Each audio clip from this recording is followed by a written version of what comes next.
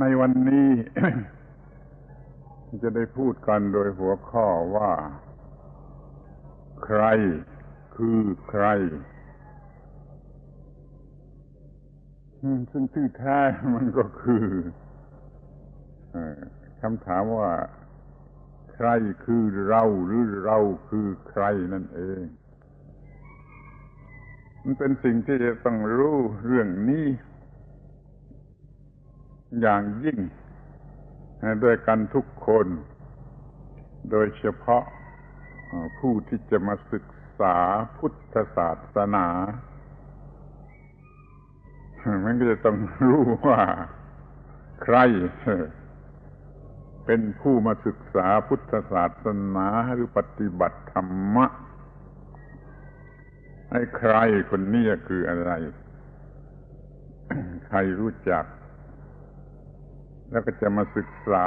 พุทธศาสนาที่สอนว่าไม่มีอัตตาไม่มีตัวตนไม่มีโซลไม่มีเรามันก็ต้องมีปัญหาว่าแล้วใครล่ะที่มีความทุกข์แล้วมาศึกษาเรื่องความดับทุกข์ดังนั้นเราจะมาพูดกันถึงหัวข้อว่าใครคือใครกันให้เป็นที่เข้าใจแจ่มแจ้งToday, we will speak on the subject, who is who? When we ask the question, who is who, it's the same as asking, who are we? Or, we are who? This is something that is very important for those of us who are studying Buddhism and practicing Dhamma. This question is a most important one for us to consider. Who is who? When we come to study this thing called Buddhism, which teaches that there is no atta, no self, no soul, no we.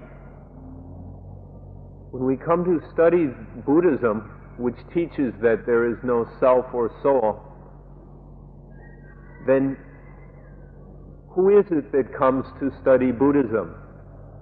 Who is who? Who comes to study this? Who is it that is experiencing dukkha? Who is it that is bothered by suffering? Who is it that is driven to study Buddhism by the problem of dukkha? We must look at this, and so today we will consider the question, who is who?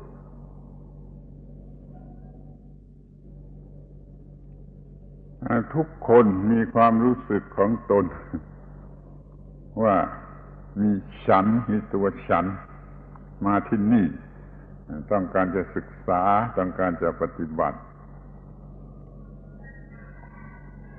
มันก็เลยมีปัญหาเรื่องตัวฉันที่จะมาศึกษาเรื่องที่ว่าไม่มีตัวฉันคิดดูให้ดีตัวฉันมาที่นี่เพื่อจะศึกษาเรื่องไม่มีตัวฉันฟังดูแล้วมันก็คล้ายกับเรื่องบ้าๆบอๆอะไรอย่างนั้นคือท่านจะต้องศึกษาไปจนกระทั่งรู้ว่าไม่มีตัวตนที่เป็นตัวฉันหรือไม่มีอะไรที่เป็นของฉันคือเรื่องอนัตตาซึ่งเป็นหัวใจของพุทธศาสนาตัวฉันเนี่ยมันเกิดขึ้นมาด้วยความคิดนึกไม่ได้มีตัวตนอะไรมันมีแต่สิ่งเดียวคือจิต ขอให้ตั้งหัวข้อสำคัญว่าเราจะศึกษา ให้รู้ว่ามันไม่มีอะไรนอกจากสิ่งเดียวคือสิ่งที่เรียกว่าจิตเท่านี้ All of you have come to Suan Mok, and all of you in coming here have some kind of feeling or belief in an I, in a me, in some sort of self. Each of you in coming here comes with this feeling or concept of I or of a self. And when you come here, you are coming here to study Buddhism, which means you are coming here to study the matter of not self or anatta. You're coming here to study the truth of no I, no me, no mine, no we. This is something quite amusing, which you have to give a lot of attention to. How is it that you come here with a feeling of self, some kind of conception of I or me? You come here like that in order to study this topic or this truth of not self, of no I. The I comes here to study not I. It may sound a bit crazy even, a bit strange. But here, we look at this situation and realize that this I or self or soul or Atman or ego, whatever kind of entity we identify with as I, as me, we see that these things are just thoughts. They're just a product of mental conditioning. And we see that in these thoughts or ideas or beliefs or feelings, that there is no reality. These are purely illusions, just symptoms of our inability to see things as they are.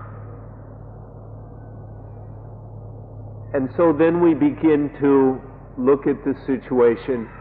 and realize that there is no I and no self, that all there is just one thing. There is just one thing, and this is the mind, the citta, the mind, and so this is what we come to explore. We're not here to explore the self. We're here to understand the mind. เราพูดได้เลยว่าศาสนาอื่นทุกศาสนาเขามีตนมีตัวตนมีอัตตาหรือมีโซลเป็นตัวตนแต่พุทธศาสนานี่แปลกกระเด็นออกไปจาก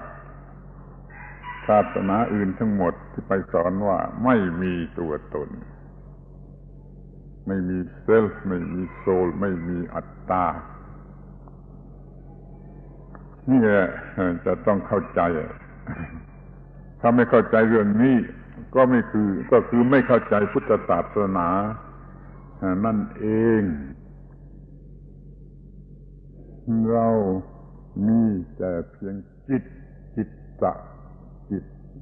อย่างเดียวแล้วในจิตนั่นแหละตัวจิตนั่นแหละมันท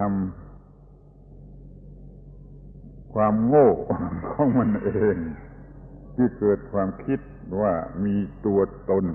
มีตัวฉันอย่างเดียวกับที่ปรัชญาอะไรของเดสการ์ว่าฉันคิดได้ดังนั้นฉันมีอยู่cogito ergo sum นี่เป็นธรรมชาติอย่างยิ่ง เพราะว่ามันจิตมันรู้สึกว่ามันคิดได้ต้องการได้ปรุงแต่งอะไรได้มันก็คิดว่าตัวฉันต้องมีอยู่แต่เดี๋ยวนี้เราจะมาบอกว่าไอ้สิ่งที่คิดได้นั่นก็คือจิตนั่นเองมันคิดได้แล้วมันคิดว่าตัวมันเองเป็นตัวฉันเราจะต้องเอาความคิดอันนี้ออกไปหมดเลยไม่มีตัวฉันมีแต่จิตที่มันคิดได้แล้วมันก็คิดว่ามีตัวฉันเกิดขึ้นได้ตามธรรมชาติของสิ่งที่เรียกว่าจิตมีแต่จิตไม่มีตัวฉัน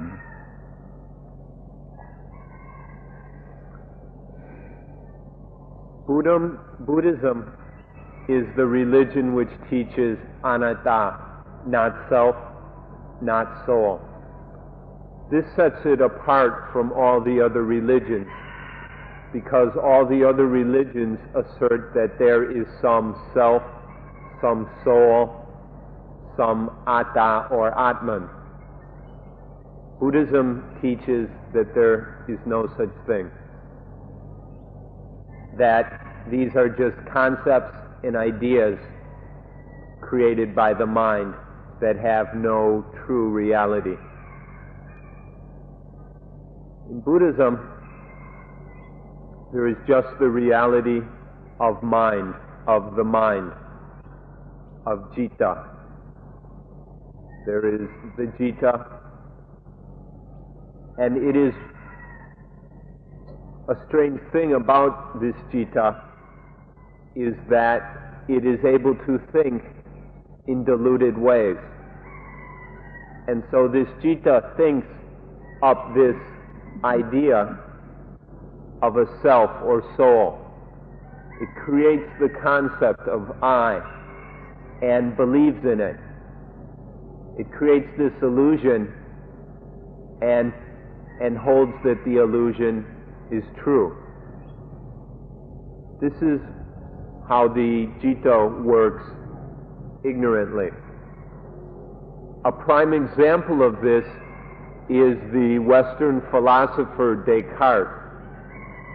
who uttered the famous words cogito ergo sum,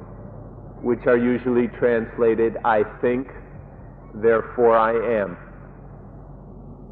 Because there is thinking, there must be some I which exists. This is a rash assumption. The citta thinks, and it thinks often in diluted ways, and gives rise to this illusion of an self or soul, of the I. But just because this thinking exists doesn't prove in any way that that self or I has any true reality. And so this is what's happening. This citta, the mind, thinks in certain ways and comes up with this idea of a self. And through ignorance, the citta clings to this idea and attaches to it as something that is true.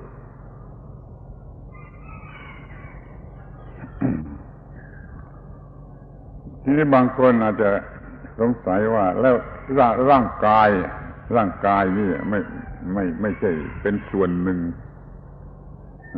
ออกไปจากจิตหรือจะเป็นตัวเราได้ไหมขอให้เข้าใจว่าร่างกายนี่ไม่มีความหมายอะไรมันเป็นเสมือนเปลือกหรือว่าเป็นที่ทำงานเป็นที่สำนักงานที่ทำงานของจิตนั่นแหละมันก็ขึ้นอยู่กับจิตหรือมันเป็นเครื่องอุปกรณ์ของจิตให้จิตแสดงอาการออกมาได้ทีนี้จิตเองตามที่ท่านทั้งหลายต้องได้เคยศึกษามาแล้วว่ายังมีแบ่งเป็น4อย่างในจิตเนี่ยเป็นเวทนาเป็นสัญญาเป็นสังขารเป็นวิญญาณ นี่ไม่ใช่มีสี่จิตไม่ใช่มีสี่จิตจิตเดียวนะมันทำหน้าที่ได้เมื่อรู้อารมณ์รู้สึกมีความรู้สึกต่ออารมณ์ต่างๆได้ก็เรียกว่าเวทนาเมื่อมันสำคัญมั่นหมายแห่สิ่งนั้นโดยความเป็นอะไรก็เรียกว่าสัญญาแล้วเมื่อมันมีความคิดเกิดขึ้นมาเกี่ยวกับความสำคัญมั่นหมายนั่นก็เรียกว่าสังขารแล้วมันทำหน้าที่รู้แจ้งทางตาทางหูทางจมูกทางลิ้นทางกายทางใจได้ก็เรียกว่าวิญญาณสี่นี้เป็นอาการของจิตไม่ใช่มีจิตสี่จิตแต่ว่าจิตมันแสดงอาการ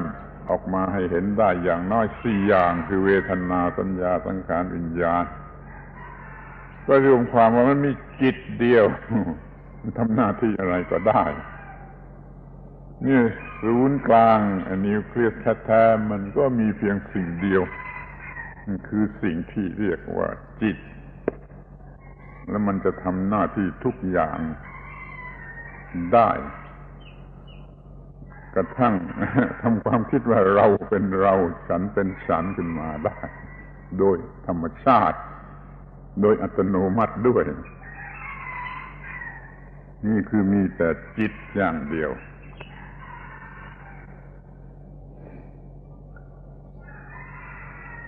When we say that there is only the citta,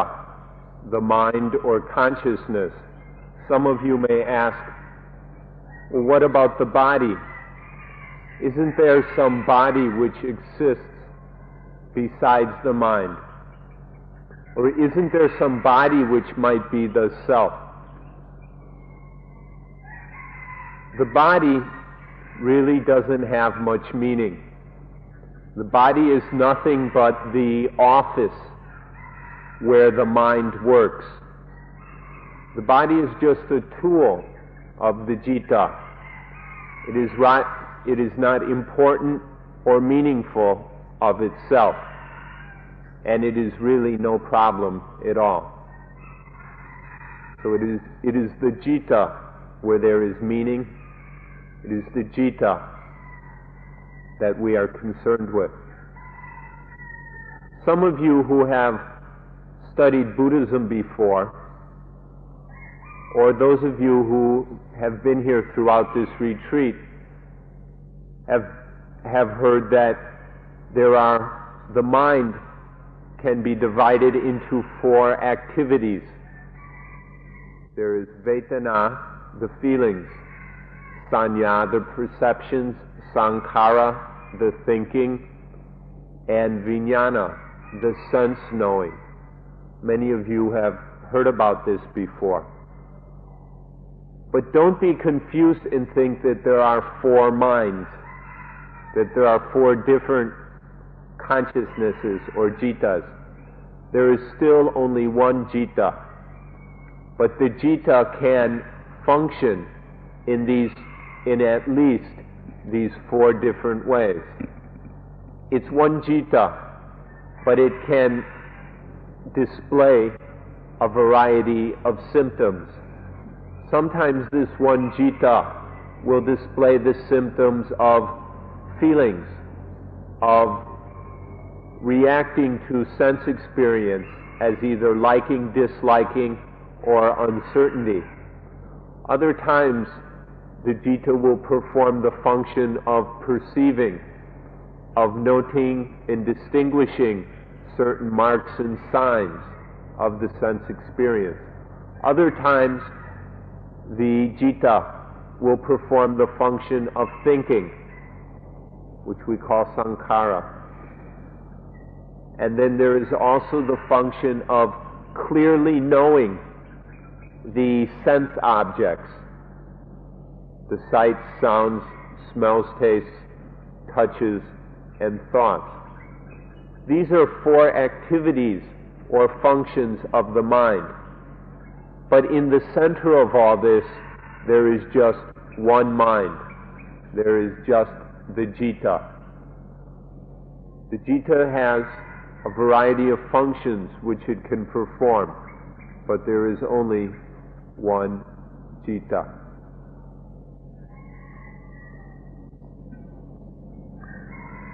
อยากจะให้ทราบล่วงหน้าไว้ก่อนว่าไอ้สิ่งที่เรียกว่าจิตตะ ตามหลักธรรมะก็ถือว่าเป็นสักว่าธาตุ element นะตามธรรมชาติอย่างหนึ่งเท่านั้นเองเป็นธาตุตามธรรมชาติอย่างหนึ่งเรียกโดยบาลีว่าวิญญาณธาตุมันมีคุณสมบัติตรงที่รู้สึกได้สิ่งที่เรียกว่าวิญญาณธาตุเนี่ยมันเป็นสิ่งที่รู้สึกได้คือคิดนึกได้หรืออะไรได้นั่นแต่ก็มันต้องมีเครื่องมือเครื่องอุปกรณ์เครื่องสื่อมันก็ต้องเลยก็ต้องมีกายซึ่งจะเป็นเหตุให้เกิดความรู้สึกทางตาทางหูทางจมูกทางลิ้นทางกายหรือทางจิตเองเนี่ยจิตก็มีสิ่งเหล่านี้สำหรับติดต่อกับสิ่งที่จะมากระทบจิตสิ่งที่จะมากระทบจิตต้องเข้ามาทางตาทางหูทางจมูกทางลิ้นทางกายแล้วก็ไอ้จิตซึ่งเป็นธาตุตามธรรมชาติแท้ๆน่ะเป็นกลางน่ะไม่มีดีมีชั่วไม่มีอะไรมันเป็นว่าง blank เป็นจิตที่ว่างอยู่อย่างนั้นแต่มันเปิดรับไอ้สิ่งที่เข้ามาทางตาทางหูทางจมูกทางกายหรือทางจิตเองนี่มันก็เลยไม่ว่าง มันก็เลยมีการปรุงแต่งเป็นความรู้สึกคิดนึกอย่างนี้อย่างนั้นอย่างนู้นได้ทุกอย่างแล้วแต่อารมณ์ที่จะเข้ามากระทบจิตดังนั้นจิตจึงคิดว่าเป็นตัวฉันก็ได้เป็นของฉันก็ได้ฉันเป็นทุกข์ก็ได้ฉันต้องการจะดับทุกข์ก็ได้ฉันจะปฏิบัติเพื่อดับทุกข์ก็ได้ฉันปฏิบัติได้ก็ได้ฉันได้รับผลของการปฏิบัติก็ได้ความรู้สึกนานาชนิดเหล่านี้มันก็เกิดขึ้นกับจิตมันจึงเป็นได้ทุกอย่างนี่จะเป็นของแปลกซึ่งจะต้องพูดกันต่อไป Before we go further, we need to point out that this thing, the citta, the mind or consciousness, is nothing but an element of nature. The citta is only a natural element. In the language of the Buddha, we call this the vijnana dhatu, the element which is aware, the element that knows. This is the mind, the citta, just an element which occurs naturally. It arises naturally through nature. The thing about this element which knows, which is aware, which is sensitive, which perceives, this element depends on the body, on physical elements, in order for this knowing, for this awareness to take place. What this means is that this vijnana element is able to function only using the medium of the eyes, ears, tongue, or nose, tongue, body, and mind. Using these various physical media, the citta or vijnana element performs the various functions of awareness and knowing and feeling and sensitivity. Originally, this vijnana element, the consciousness element, or citta, was blank. But then as various sense objects made contact with it through the various sense doors, the eyes, ears, nose, tongue, body, and mind. When these sense objects come in and make contact with the citta, then the citta is no longer blank, but the process of conditioning has been started. These sense objects touch off a series of conditionings, and then the mind is no longer blank. It begins to think. It begins to condition various ideas and thoughts, and it starts to think about this and that and over there and all kinds of things. It has thoughts such as I exist or I am. The thought that I experience dukkha, I suffer. The thought, I don't want to experience dukkha, I don't want to suffer. I want to study Buddhism. I want to practice the Dhamma in order to eliminate dukkha. I want to practice Dhamma to be free of suffering. I am practicing Dhamma now. I am receiving the benefits of practicing Dhamma. I have benefited from practicing Dhamma. All these kind of thoughts are conditioned in the citta through the contact of the sense objects. But this citta is nothing but a natural element which can function only through the media, through the senses. เรื่องนี้อธิบายยาก ขอท่านพยายามที่จะเข้าใจแม้ว่าจะเป็นเรื่องอธิบายยากเราจะขออธิบายโดยการอุปมายกตัวเปรียบด้วยสิ่งที่เป็นวัตถุแม้จิตไม่ใช่วัตถุเดี๋ยวนี้เราจะขออุปมาด้วยสิ่งที่เป็นวัตถุพยายามทำความเข้าใจคงจะช่วยได้บ้างเพราะจิตอย่างเดียวเนี่ยมันเปลี่ยนเป็นมีความคิดนึกรู้สึกอะไรได้ตั้งหลายสิบหลายร้อยอย่างคือทุกอย่างนั่นเองเปรียบเหมือนกับว่าเรามีแก้วก้อนหนึ่งใสโปร่งแสงไม่มีสีเลยทีนี้ถ้าเราฉายแสงสีแดงเข้าไปที่ก้อนแก้วนั้นมันก็กลายเป็นก้อนแก้วสีแดงฉายสีเขียวเข้าไปมันกลายเป็นก้อนแก้วสีเขียวฉายสีเหลืองลงไปก็เป็นก้อนแก้วสีเหลืองมันมีสีกี่สิบสีกี่ร้อยสีพอฉายเข้าไปที่แก้วก้อนนั้นก็เปลี่ยนไปได้ตามจำนวนของลักษณะของสีที่ฉายเข้าไปนี่จิตดวงเดียวแต่มันเปลี่ยนได้อย่างนี้หรือจะเปรียบไปทีหนึ่งว่าเราสวมแว่นตาสีอะไรเราก็จะเห็นโลกเป็นสีนั่นแว่นตาสีเขียวสีแดงสีขาวสีดำสี20สี10สีเอามาสวมกับที่ตาก็จะเห็นโลกเป็นสีอย่างนั้นนี่ที่จริงสิ่งเดียวมันเกิดความรู้สึกได้มากอย่างนี้นี่สิ่งที่จะเข้ามากระทบจิต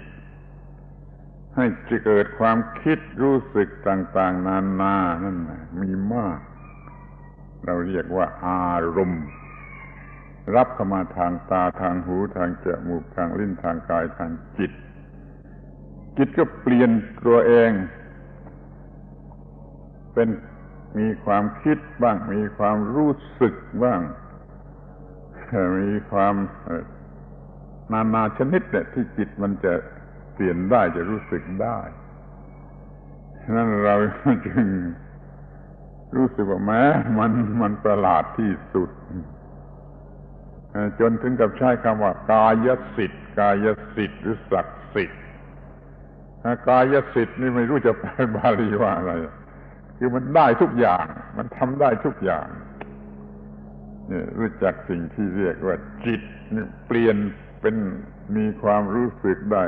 นับไม่ถ้วนนั่นคือได้ทุกอย่างจิตดวงเดียวเท่านั้นรู้จักลักษณะอันนี้กันก่อน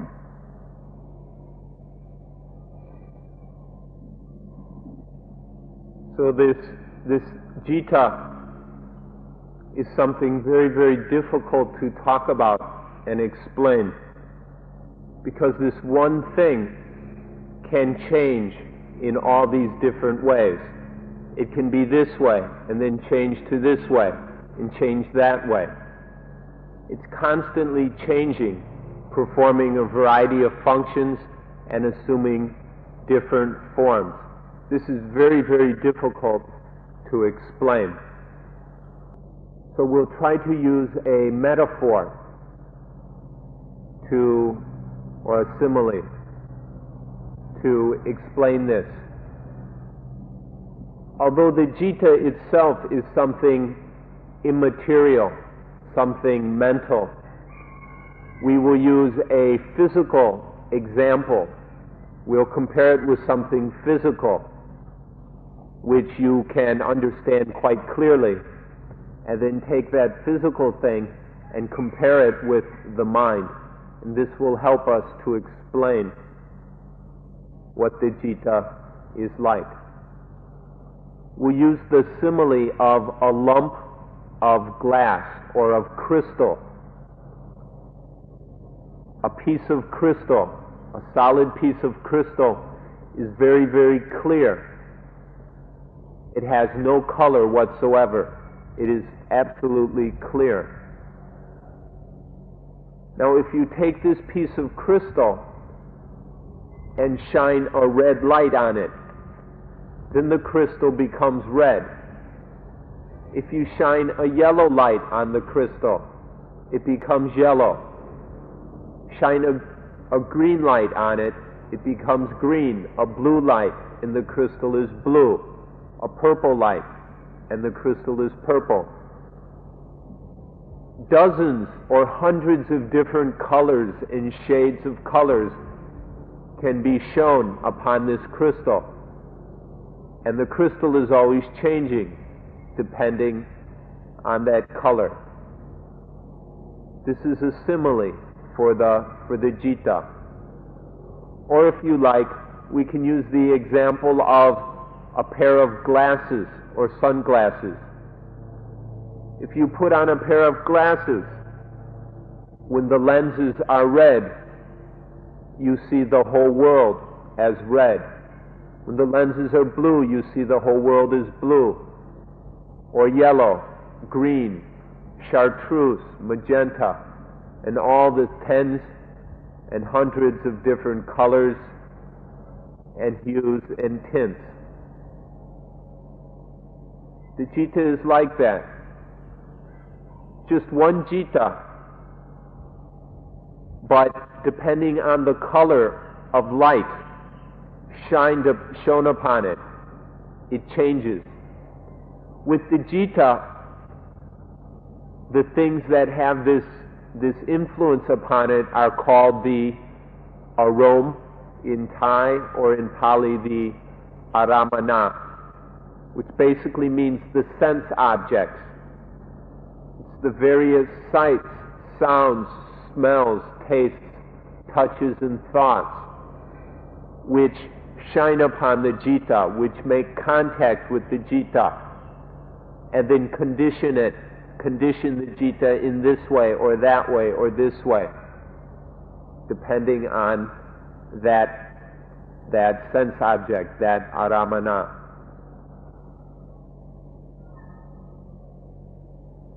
This is a metaphor to help you understand how it is that this one single jita can be always changing and displaying all these different symptoms, performing this variety of functions. many different possibilities that the citta may assume, but fundamentally there is one single citta. Hopefully this simile will help you to understand what we mean.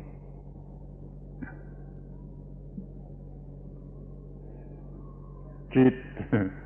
อย่างที่กล่าวแล้วว่าเป็น blank แต่แล้วก็มีสิ่งที่เข้ามาเกี่ยวข้อง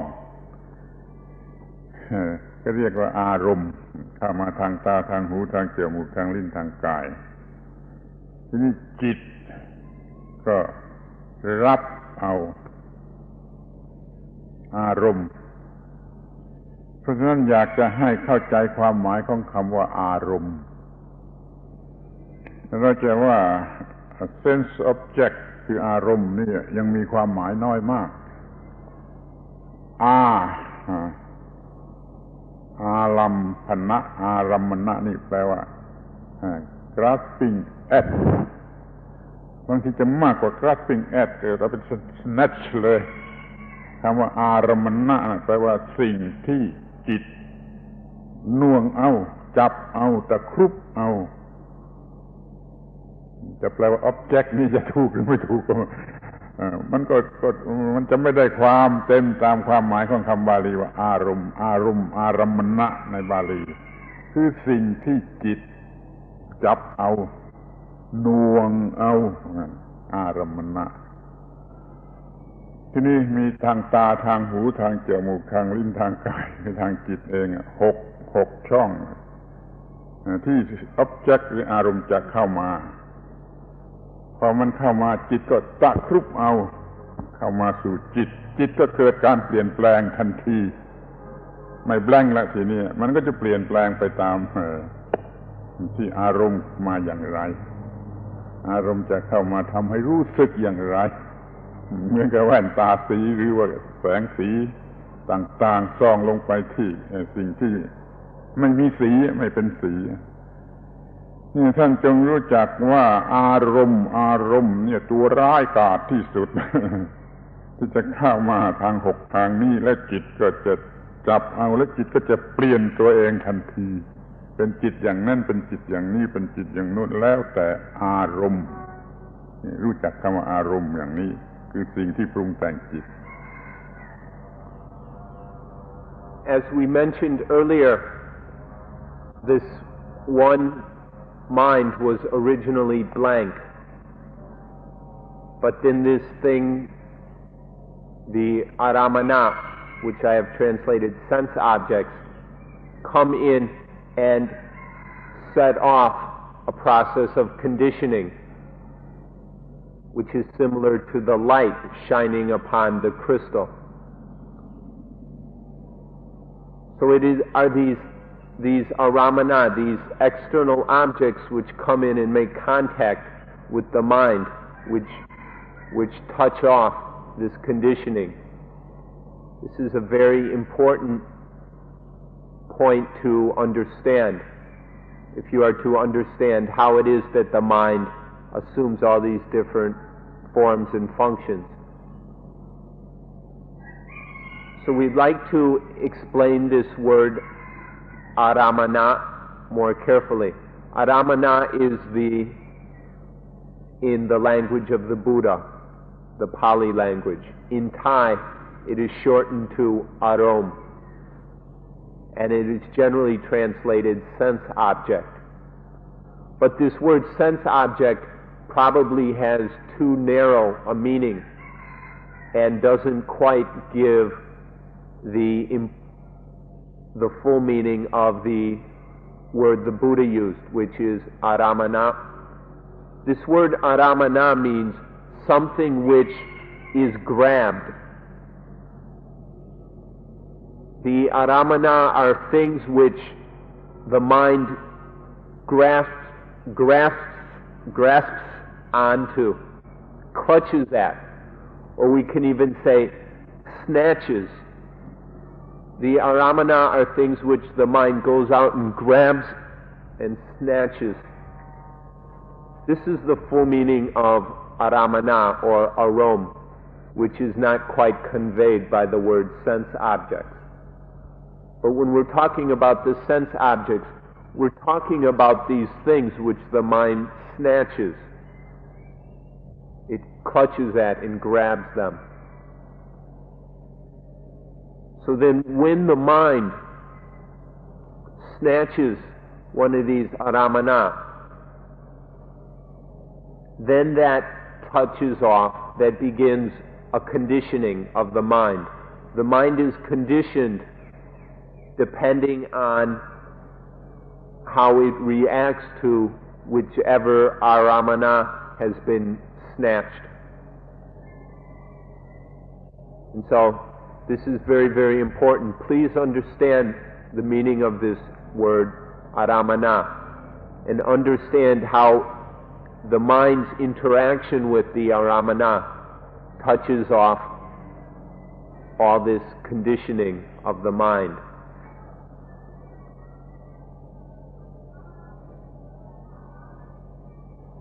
ที่นี่เราก็ตั้งต้นดู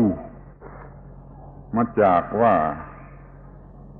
เด็กในท้องมารดาคลอดออกมาเด็กเพิ่งคลอดออกมาจากท้องมารดาถ้าตาหูจมูกลิ้นกายเหล่านี้ยังไม่ทำหน้าที่ไอ้จิตนั้นก็แบงค์แต่ทีนี้พอเด็กมันคลอดมาจากท้องมารดาไอ้ตาหูจมูกลิ้นกายใจนี่มันเริ่มทำหน้าที่เช่นว่าหน้าที่อันแรกคือกายหรือความรู้สึกทางกายมันได้กินนมของมารดาความอร่อยของนมก็รู้สึกกับเด็กเขาก็รู้สึกว่าอร่อยก็เกิดความคิดว่ามีความอร่อยหรือตรงกันข้ามคือไม่อร่อยหรือว่าเขาได้รับการอุ้มembrace ดีเขาก็รู้สึกสบายถ้าไม่เขาก็รู้สึกไม่สบายที่ตาของเขาก็เริ่มเห็นนั่นเห็นนี่ดูได้อย่างที่เขาชอบเอาของสวยๆงามๆมาแขวนให้เด็กเพิ่งคลอดดูหูเขาก็ได้ยินได้ล้นระบายทั้งหลายเด็กทารกก็เริ่มรับจมูกก็เหมือนกันลิ้นก็เหมือนกันเริ่มทำหน้าที่สิ่งเหล่านั้นที่เข้ามาสู่จิตของเด็กนั่นเราเรียกว่าอารมณ์จิตของเด็กก็รับเอาอารมณ์เข้ามาสำหรับปรุงแต่งจิตที่แบงค์ให้กลายเป็นจิตอย่างนั้นจิตอย่างนี้มากมายจนมากมายนับไม่ถ้วนและที่ร้ายกาจที่สุดมันก็คือมีความรู้สึกว่าฉันขึ้นมาได้พอรู้สึกอร่อยก็รู้สึกว่าฉันอร่อยสวยก็รู้สึกว่าฉันเห็นของสวยฉันเป็นผู้เห็นของสวยฉันได้กลิ่นก็พอได้กลิ่นก็มีความคิดว่าฉันได้กลิ่นเนี่ยมันแปลกอยู่ที่ว่าไอ้ฉันนี่มันเกิดทีหลังจากการที่ได้รับอารมณ์แล้วมันก็เลยเกิดมีความรู้สึกว่าฉันเพิ่มขึ้นเข้มข้นมากขึ้นจนเกิดเป็นปัญหามันจึงเกิดความรู้สึกเป็นสองฝ่ายคือว่าชอบกับไม่ชอบเนี่ยเรียกว่ายินดียินร้ายเนี่ยเริ่มมีขึ้นในใจของเด็กไม่มีใครสอนจะเกิดความรู้สึกว่าเป็นฉันขึ้นมาจนถึงกับว่ามันเข้มข้นถึงขนาดที่จะเป็นฝ่ายตรงกันข้ามเป็นตัวฉันแล้วก็เป็นศัตรูของฉันอย่างที่เคยยกตัวอย่างว่าเด็กๆเนี่ยเขาเดินไปชนเก้าอี้เขากลับโกรธเก้าอี้ว่าเก้าอี้นี่มันเป็นศัตรูของฉันเด็กๆเขาก็เลยเตะเก้าอี้ลองคิดดูนี่ไม่มีใครสอน อารมณ์ที่เข้าไปสู่จิตใจเนี่ยปรุงแต่งให้เกิดความหมายหรือคุณค่าเนี่ยนี่ภาษาบาลีเรียกว่าคุณะแปลว่าคุณคือค่าหรือความหมายของสิ่งนั้นๆน่ะมันเข้าไปแล้วมันก็ปรุงแต่งจิตให้เกิดความรู้สึกไปตามความหมายของคุณค่านั้นๆเด็กมันก็เกิดมาตามลำดับเพราะอารมณ์ที่เข้ามาทางตาหูจมูกลิ้นกายใจปรุงแต่งจิตได้ทุกอย่างที่ร้ายกาจที่สุดก็คือปรุงแต่งว่าฉันและของฉันนี่เป็นตัวปัญหา ที่จะต้องจัดการกันไม่มีที่สิ้นสุดเลยปัญหาต่างๆเกิดมาจากความรู้สึกว่าตัวฉันว่าของฉันเข้ามาทางอายตนะตาหูจมูกลิ้นกายเข้ามาเรียกว่าอารมณ์เข้ามาจิตตะครุบเอาแล้วมาปรุงแต่งจิตเองให้เกิดอย่างนั้นอย่างนี้มันจิตสิ่งเดียวเท่านั้นเป็นได้100 อย่างพันอย่าง These aramana are quite dangerous. Let's look at a newborn infant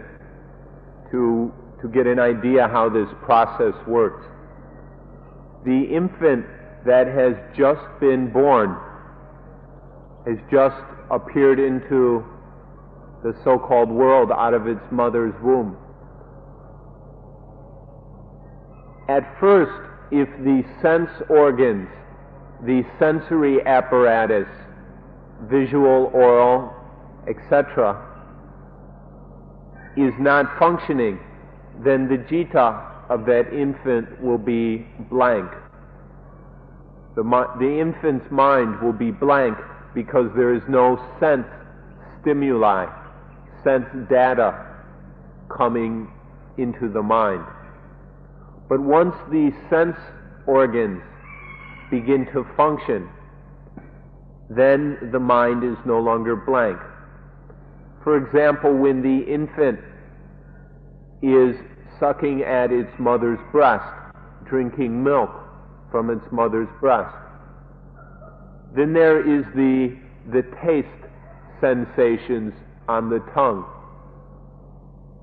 using through this one sense door of the tongue. There come in these various sensations, and these are interpreted as pleasing, as delicious. So this sense object of the mother's milk comes in and conditions the feeling of deliciousness, of pleasantness in the mind.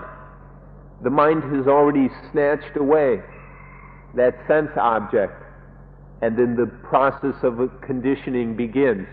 and there is this feeling of a sense object or of deliciousness. And this will further condition the thought or feeling of an I that experiences that deliciousness. I am delighted. I am pleased by this deliciousness. And so here is this arising of the I. It's interesting to see that this thought or feeling of an I occurs after the sensory contact. First, the mind snatches away that aramana, in this case, the tastes of the milk. And then only later does the conception of an I or self or soul arise as a latter part of the conditioning.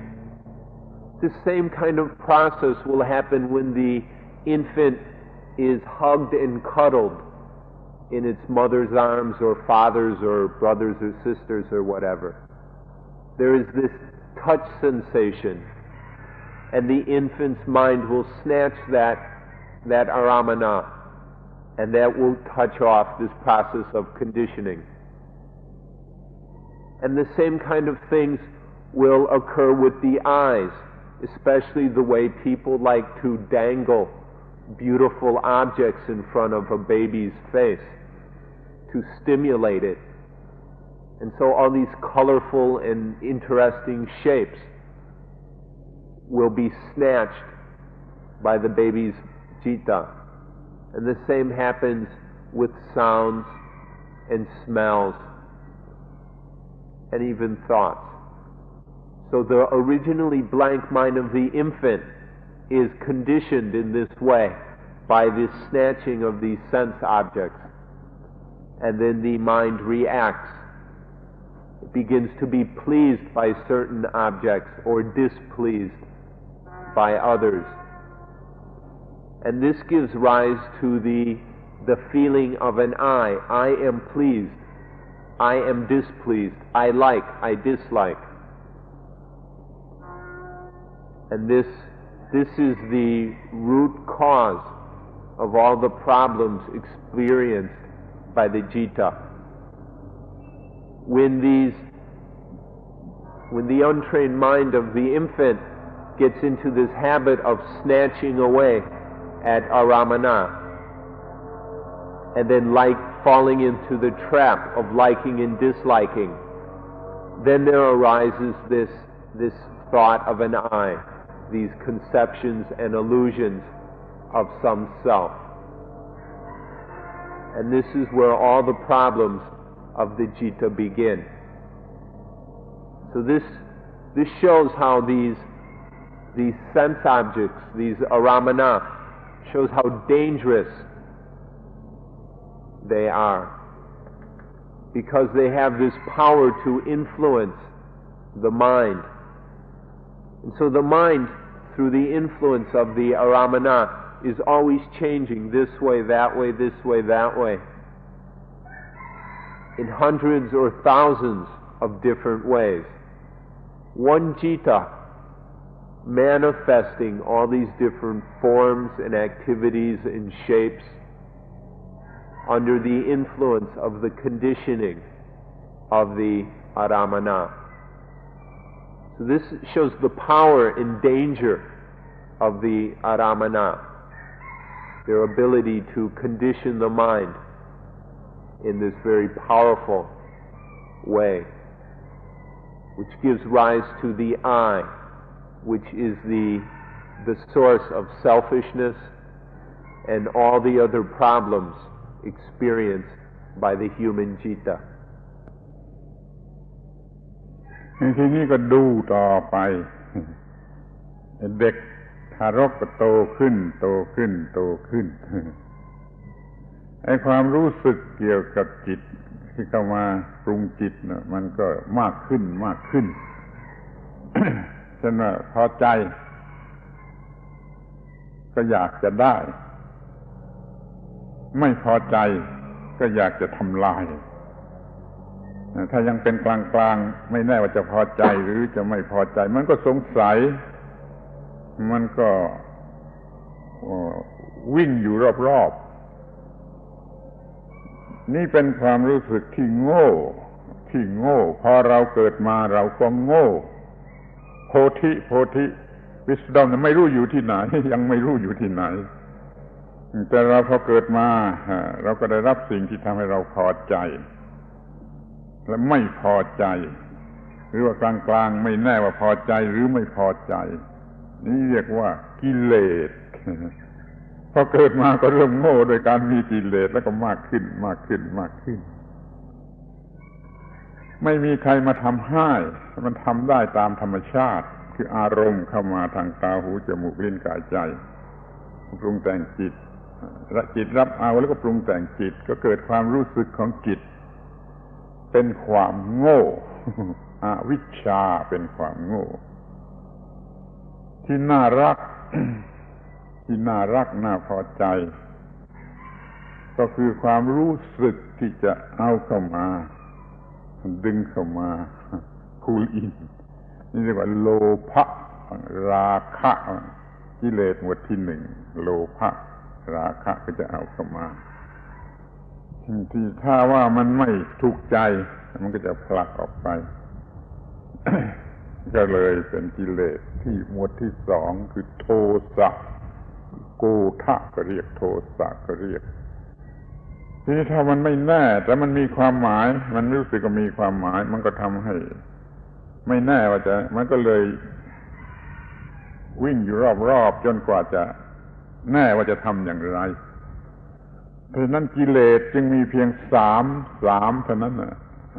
โลภะจะเอาเข้ามาโทสะจะตีออกไปโมหะจะวิ่งอยู่รอบๆคอยรู้จักสิ่งทั้งสามนี้ให้ดีๆนี่คือตัวปัญหาแล้วมันก็เป็นอย่างนี้มากขึ้นสูงสุดแค่เป็นหนุ่มเป็นสาวนี่มีสามอย่างนี้เข้มข้นมาก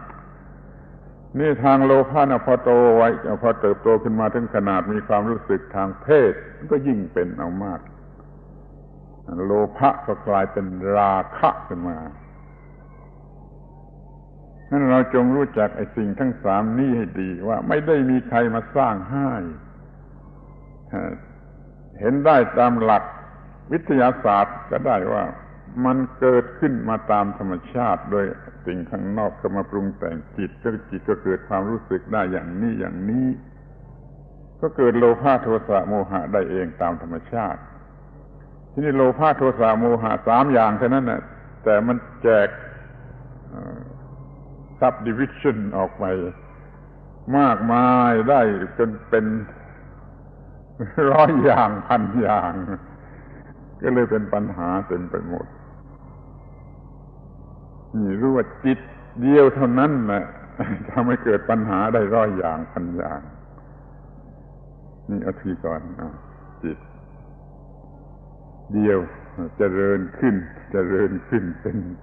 จิต100 อย่างพันอย่าง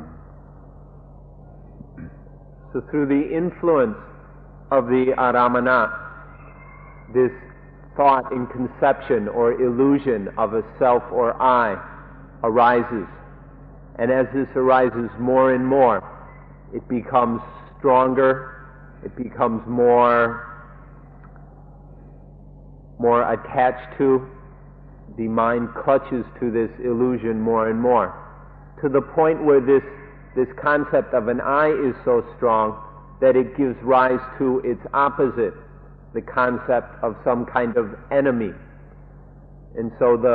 the mind is caught up in this eternal conflict of I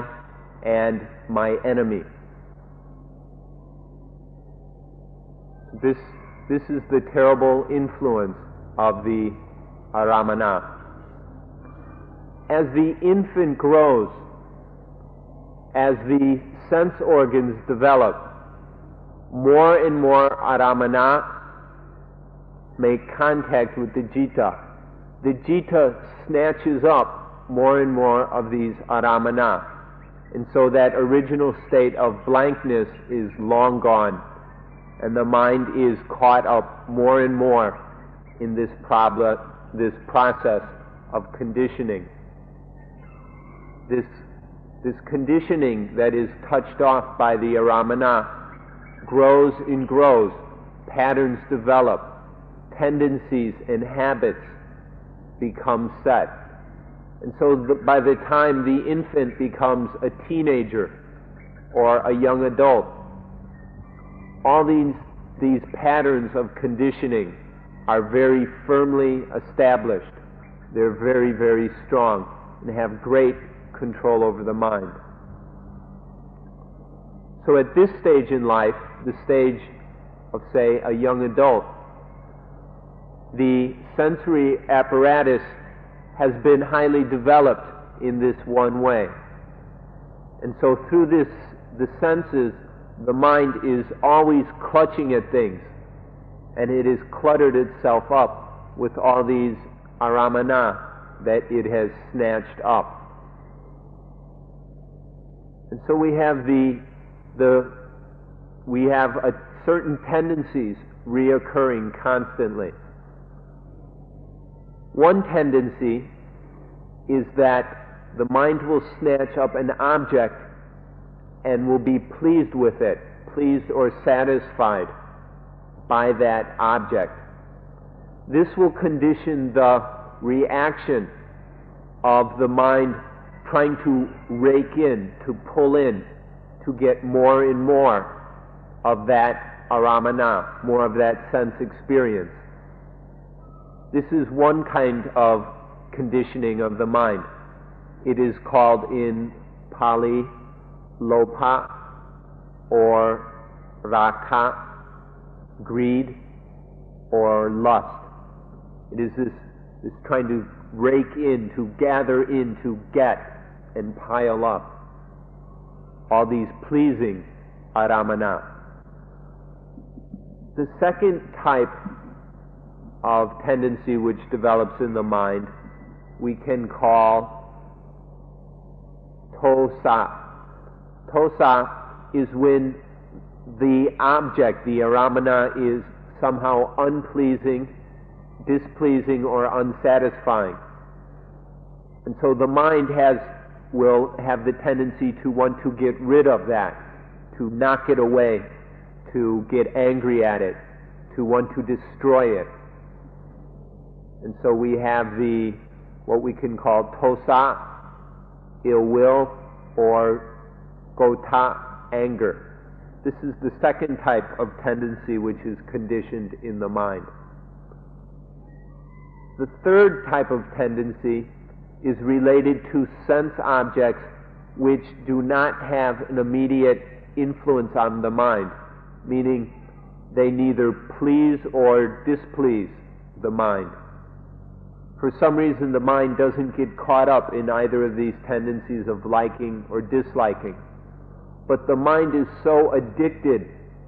this one citta is so addicted to these tendencies of pulling in or knocking away, that it's very confused by these objects which neither please nor displease. The citta is knocked off balance and doesn't know what to do. So instead of trying to pull in or push away, it runs in circles. It runs in very confused circles around that sense experience. And this is called in Pali moha, delusion, confusion. So these are the three primary tendencies of conditioning which develop in the mind. These three kinds of conditioning are touched off by the sense objects, the aramana. And this develops and is strengthened as the human being grows from an infant to a young adult and older, and gets more set in these ways, gets more locked into these patterns of conditioning. If you're beginning to understand this, you'll see how dangerous this whole situation is, how the mind is enslaved to all this, and how it gets caught up more and more into this addiction to this illusion of an I, of a self.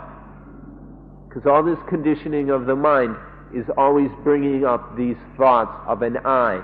the I who likes, the I who dislikes, or the I who is confused. And this I grows and grows until it creates enemies. This illusion of an I creates the illusion of enemies. And then the citta has gotten itself very much buried into not knowing or ignorance. So it's caught up in this process of ignorance. This ignorance, because the mind doesn't understand things the way they are, this not knowing or ignorance allows these tendencies to develop. Remember back with the infant's mind that is blank. It is blank, that means it is in a state of not knowing. And so this conditioning, these three types of conditioning that we just described, develop. And these we can call the kilesa, the defilements. These are dirty, impure activities of the mind. They arise because there is no poti. Poti is enlightenment wisdom. It is direct seeing into the true nature of things. When there is no poti, the kilesa develop. because at the beginning of this whole mess, there was no poti available, and all this defiled conditioning arose. ที่นี่ก็มาถึงคำ ที่สำคัญที่สุดขอให้ท่านทั้งหลายจำไว้ในฐานะเป็นคำที่สำคัญที่สุดคือคำว่ายึดมั่นถือมั่น attachment เป็นคำสำคัญที่สุดที่เป็นตัวปัญหาเพราะ attachment มีในสิ่งใดสิ่งนั้นจะเกิดเป็นทุกข์ขึ้นมาคือเป็นหนักขึ้นมาจับฉวยสิ่งใดสิ่งนั้นจะเป็นของหนักที่เราจะเข้าใจผิดก็มีทางคือว่าท่านจะคิดว่าถ้ารักแล้วก็ attach ถ้าไม่รักก็เป็น detach ที่จริงไม่ใช่ทั้งรักและทั้งไม่รักก็เป็น attach ทั้งนั้นแหละเอากันอย่างนี้ดีกว่าว่าอย่างแรกโลภะต้องการจะ pull in โทสะต้องการจะ push out ทีนี้โมหะ run after with doubt ทั้งสามอย่างนี้เป็น attachment ทั้งนั้นเลยขอให้รู้ว่ามันเป็น attachment ที่ท่านเรียกว่า detachment นั่นก็คือ attachment ในความหมายที่ถูกต้องมัน attach สำหรับจะมา detach ฟังดูแล้วมันก็น่าหัวมันเข้าใจคำว่า attach ให้ถูกต้องเมื่อใดมีความอยากด้วยความโง่อยากต้องการด้วยกิเลสแล้วมันจะเกิด attachment ทั้งนั้นอยากได้อยากฆ่าอยากอะไรก็ตามถ้าเป็นความอยากด้วยความโง่มันจะมีความรู้สึกกันว่าฉันต้องการอย่างนั้นอย่างนั้นอย่างนั้นเป็น attachment หมดพระพุทธเจ้าจึงตรัสว่าความทุกข์ทั้งปวงสรุปลงอยู่ที่ attachment ขอให้เข้าใจว่า attachment ที่ไม่เคยมีมันก็มีขึ้นมาแล้วก็เป็นเรื่องของจิตดวงเดียวจิตเดิมจิตดวงเดียวนะมันเปลี่ยนมาตามลำดับมาเป็นกิเลสแล้วก็มาเป็นอุปาทานเป็นตัณหาเป็นอุปาทานจิตดวงเดียวนั่นแหละเปลี่ยนนะตามอารมณ์ที่เข้ามาแล้วก็ปรุงแต่ง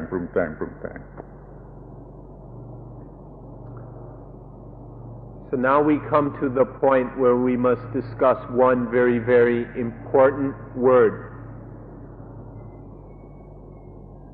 In Pali, this word is upadana, clinging in grasping, or we can use the single word attachment. We'll discuss this word because you must be very, very careful to understand it properly. There is often much confusion about the proper meaning, the correct meaning of the word attachment. Many people think that love is a kind of attachment and then assume that to not love is detachment. To love is attachment and not love is detachment. This is a very common assumption, but it is incorrect. To detach is really just another form of attachment. It's a kind of negative attachment. Or we could say the mind attaches to something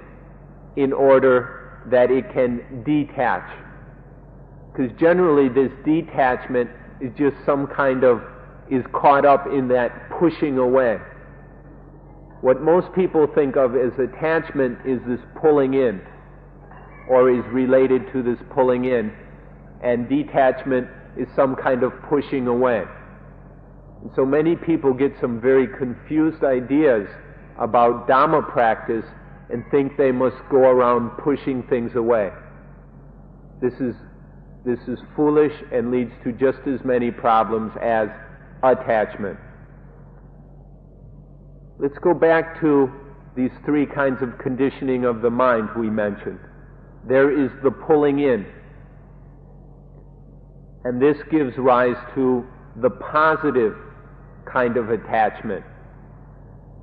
And then there's the second kind, the pushing away,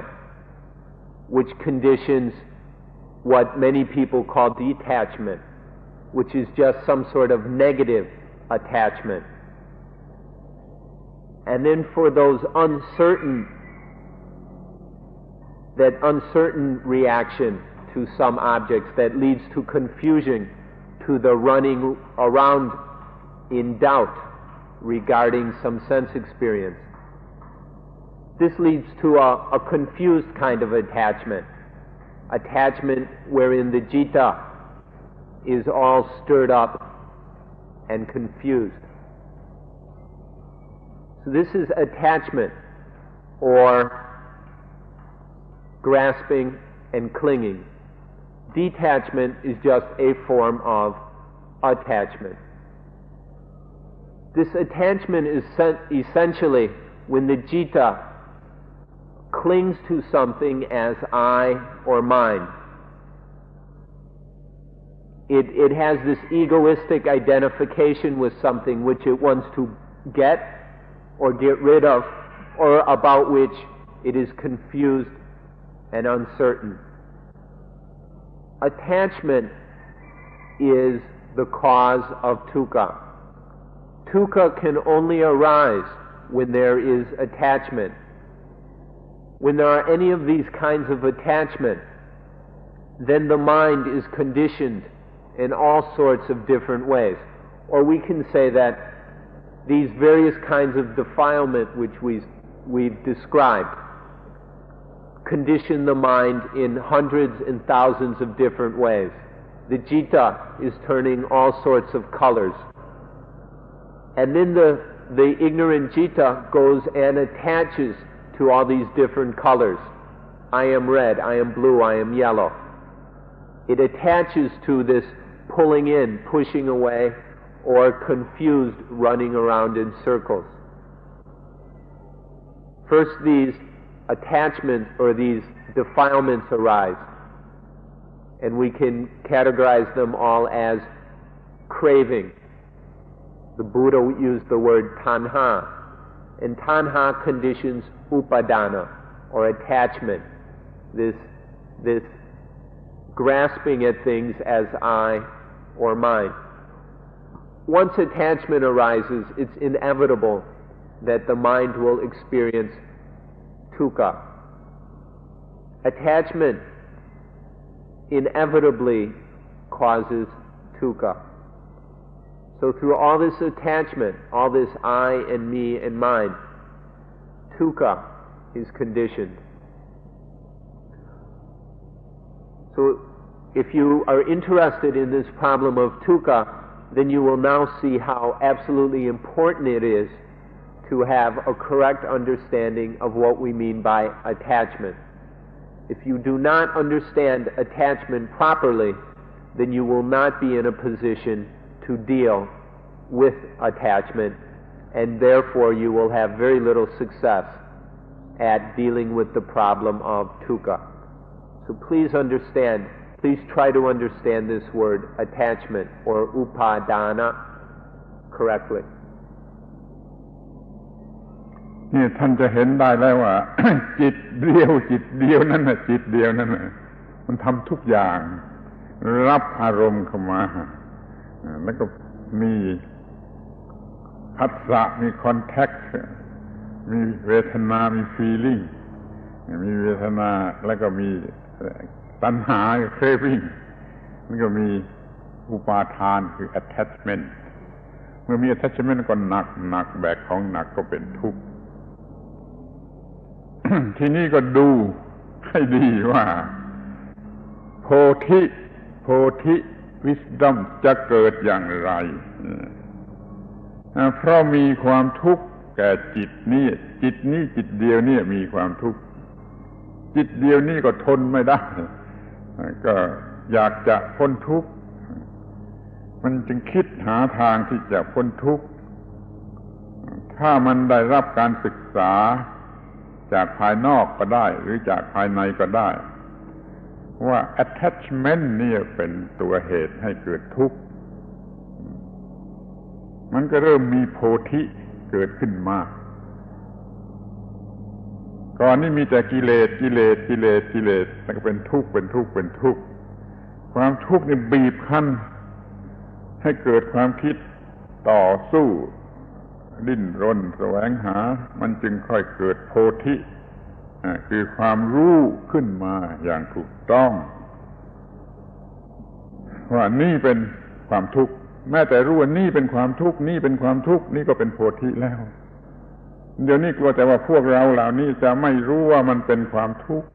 ไม่รู้ว่าความทุกข์คืออะไรไม่รู้สึกว่าความทุกข์คืออะไรอยู่ที่ไหนมันก็ไม่ได้คิดจะดับทุกข์มันเพียงแต่รู้ว่านี่เป็นความทุกข์ก็เป็นโพธิแล้วแล้วมันศึกษาจนรู้ว่ามันเกิดมาจากอะไรเหตุของความทุกข์มันก็เป็นโพธิยิ่งขึ้นไปแล้วมันก็รู้ทำอย่างตรงกันข้ามตรงกันข้ามจากเหตุให้เกิดทุกข์มันก็เป็นดับทุกข์ก็หาวิธีจนพบว่าทำอย่างนี้ก็จะดับทุกข์ก็เป็นอริยสัจสี่ขึ้นมาเป็นโพธิ แต่ว่าโดยมากไม่อาจจะเกิดความรู้อันนี้ได้ด้วยตนเองเขาไม่อาจจะเกิดความรู้นี้ได้ด้วยตนเองเว้นแต่พระพุทธเจ้าหรือบุคคลประเภทพระพุทธเจ้ามันอาจจะเกิดโพธิเนี่ยขึ้นมาในใจของท่านมันก็เป็นพระพุทธเจ้าคือรู้เองแต่พวกเราเนี่ยธรรมดานี่ต้องอาศัยได้ยินได้ฟังจากพระพุทธเจ้าหรือจากสาวกของพระพุทธเจ้าพูดจากันอยู่เรื่อยๆจนรู้อ้าวนี่เป็นความทุกข์นี่ไอ้ที่เราคิดว่าเป็นความไม่ทุกข์สนุกดี attachment ทั้งหลายไม่ใช่ความทุกข์เนี่ยเรามารู้ถูกต้องattachment ทั้งหลายเป็นความทุกข์นี่โพธิก็ตั้งต้นมันก็อยากจะดับทุกข์นั่นแหละเป็นในโพธิอันแรกนี่มันก็ดูว่าความทุกข์เป็นอย่างไรดับทุกข์เป็นอย่างไรโพธิก็ค่อยมากขึ้นนี่ก็เหมือนกับว่าปลูกต้นไม้โพธิต้นไม้ชื่อต้นโพธิให้มันงอกเจริญขึ้นมาเหมือนท่านทั้งหลายจะมาศึกษาพุทธศาสนาเนี่ยก็ร้อยเข้าใจว่าจะสร้างโพธิในลักษณะ originate หรือ develop แล้วก็ตามมากขึ้นนี่เรากำลังจะปลูกต้นโพที่พูดว่าเราเนี่ยมันบ้ามันโง่พูดว่าเราเนี่ยมันก็จิตนั่นเองจิตเดียวกันนั่นเองมันเข็ดหลาบมันเป็น repentance เข็ดหลาบหมุนไปในทางตรงกันข้ามมันก็จิตเดียวนั่นแหละมันรู้สึกเป็นทุกข์จิตเดียวนั่นแหละมันอยากจะพ้นทุกข์จิตเดียวนั่นแหละมันแสวงหาว่าทำอย่างไรจะดับทุกข์และจิตเดียวกันนั่นแหละมันปฏิบัติธรรมะเพื่อจะดับทุกข์จนกว่าจิตเดียวกันนั่นแหละจะได้รู้พ้นทุกข์แล้วดับทุกข์แล้วเนี่ยมันจิตเดียวกันนั่นแหละตั้งแต่ต้นจนปลายนี่ขอให้มองเห็นในข้อนี้รู้ว่าไม่มีอะไรไม่มีนอกจากจิตสิ่งเดียวเท่านั้นแหละเราจึงจัดการกับจิตนี้ให้ถูกต้องดังนั้นการดับทุกข์ก็คือการพัฒนาจิตให้มันถูกต้องไม่มีเรื่องอื่นนอกจากเรื่องเดียวคือจิตขอให้เข้าใจความจริงรู้จักความจริงอันอย่างยิ่ง ultimate truth ในข้อนี้ให้ดีๆ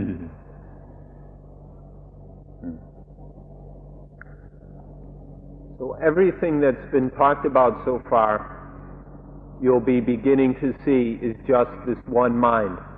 Everything is just the one mind, functioning in this way or that way, conditioning in this way or that way. We're talking about nothing but the one mind. The one mind receives the aramana or snatches the aramana. And this conditions the vedana or feelings of liking, disliking, and uncertainty. The vedana conditions danha or craving in the form of trying to pull in, trying to push away, or running around in confusion. Tanha conditions upadana, attachment, clutching and clinging at things as I or mine. It's the one mind that receives the sense object. The one mind feels liking and disliking. The one mind craves. The one mind attaches. And it is the one mind that must bear this heavy burden of dukkha. Once the one mind attaches, then it must accept the weight and burden of dukkha. It is inevitable. But you'll see that all of this is just the one mind. All these different things, all this conditioning is just the one mind. So this is how the one mind is transformed or is conditioned in the way of dukkha, in the way that ends in dukkha. As soon as the one mind gets caught up in attachment, it must bear the burden, it must suffer the penalty of dukkha. No one decides this. It's not a choice. It's just the inevitable result of this conditioning of the one mind. All this happens because of the absence of wisdom, because of avijja, ignorance or stupidity.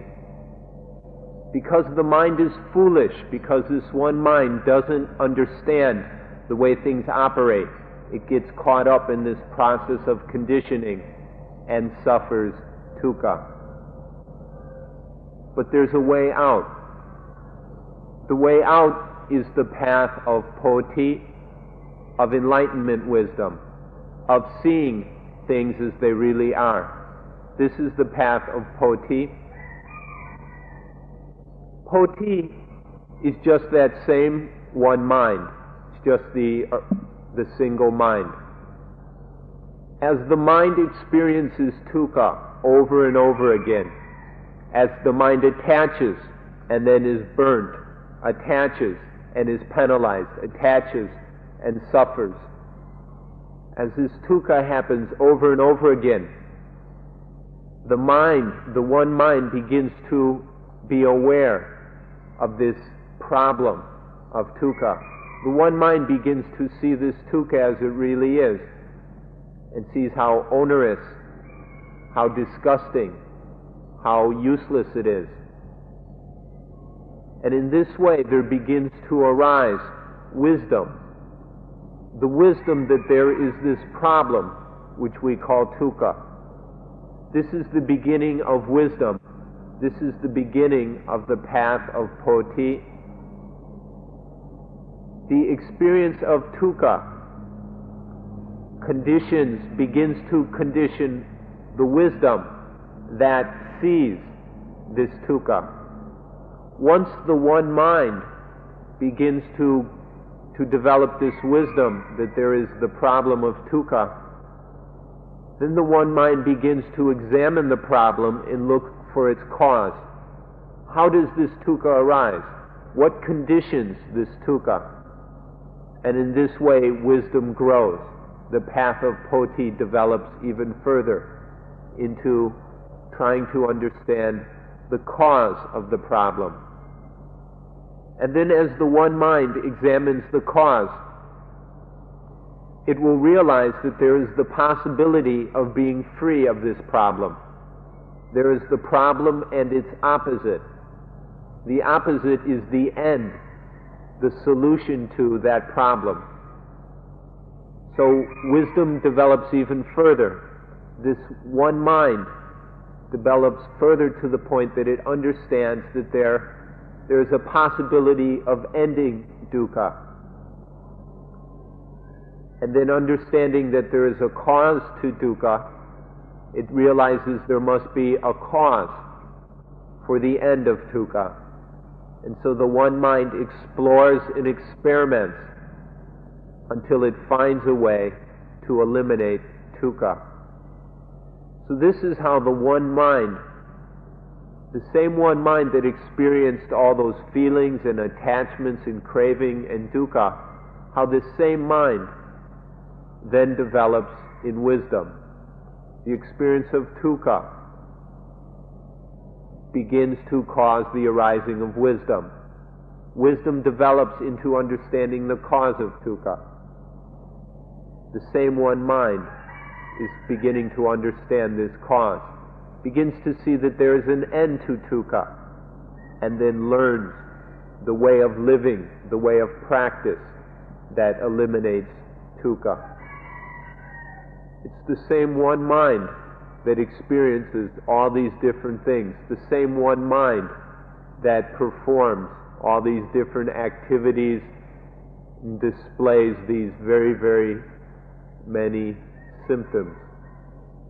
It's the one mind, either in dukkha or in poti, in wisdom. Through understanding these various workings of the one mind, then you will begin to see the importance of understanding how all these things work and how this knowledge can liberate you. Generally, the human mind remains caught up in the same old patterns of conditioning which we discussed earlier, those of pulling in, pushing away, and circling round in confusion. The ordinary human mind is generally not capable of breaking out of this cycle alone. But somehow it is within the nature of the evolution of the human mind that there arise beings who we call the Buddha, or we call Buddhas, beings of the type or nature of a Buddha. A Buddha has a mind that is able to develop in the path of wisdom or poti on its own. The Buddha's mind evolves onto this very, very high level to the point where it fully realizes these four truths. It has, the Buddha's mind penetrates fully into the truths of dukkha, the cause of dukkha, the end of dukkha, and the way of living that leads to the end of dukkha. And then a Buddha can teach this knowledge, and other minds can begin to receive this explanation from the Buddha, either directly from the Buddha, from a Buddha, or indirectly through a disciple, someone else who has heard the teaching and been able to understand it well enough to pass it on. And so the ordinary sentient being, the mind, the one mind of an ordinary being, can receive this information and begin to process it. And if the mind is able to begin to understand this information correctly,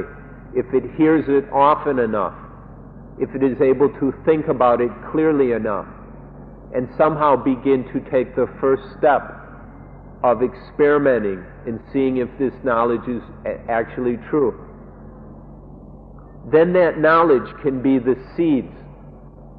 of liberation for that mind.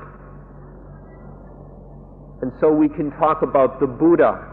planting the seeds of poti, of wisdom. We can talk about what we're doing here as we are planting the seeds of poti. Right now,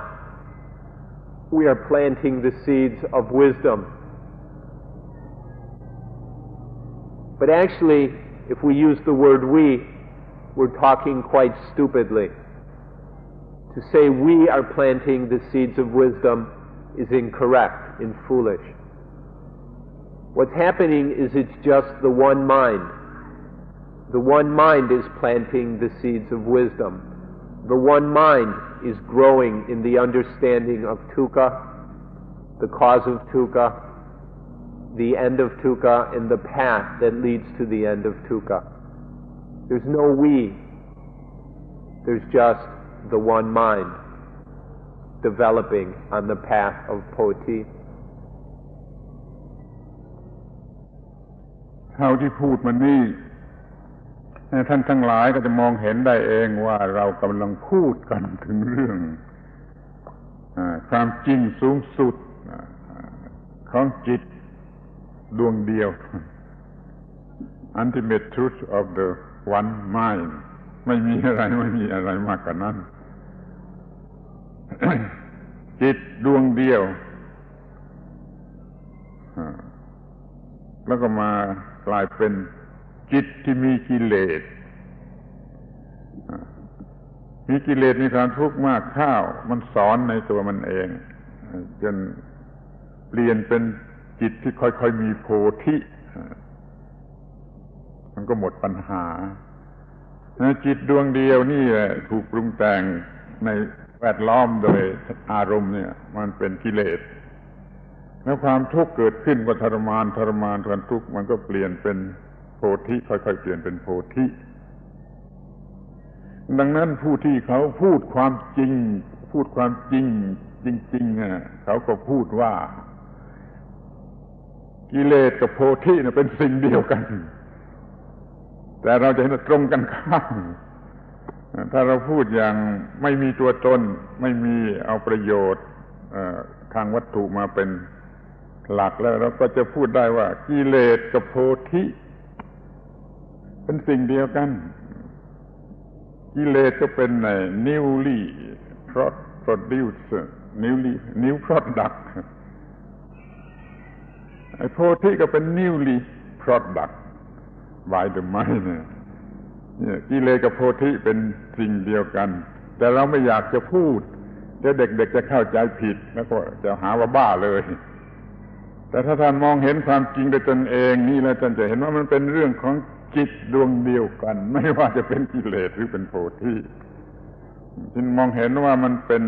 conditioned thing ด้วยกันกิเลสกับโพธิก็เลยกลายเป็นสิ่งเดียวกันแต่ถ้าใครพูดอย่างนี้ก็ถูกด่าที่อาตมาพูดอย่างนี้ก็ไม่พ้นที่จะถูกด่าแต่ว่าความจริงมันเป็นอย่างนี้แหละเราจึงเห็นได้ว่าทั้งหมดเป็นสัจธรรมของจิตดวงเดียว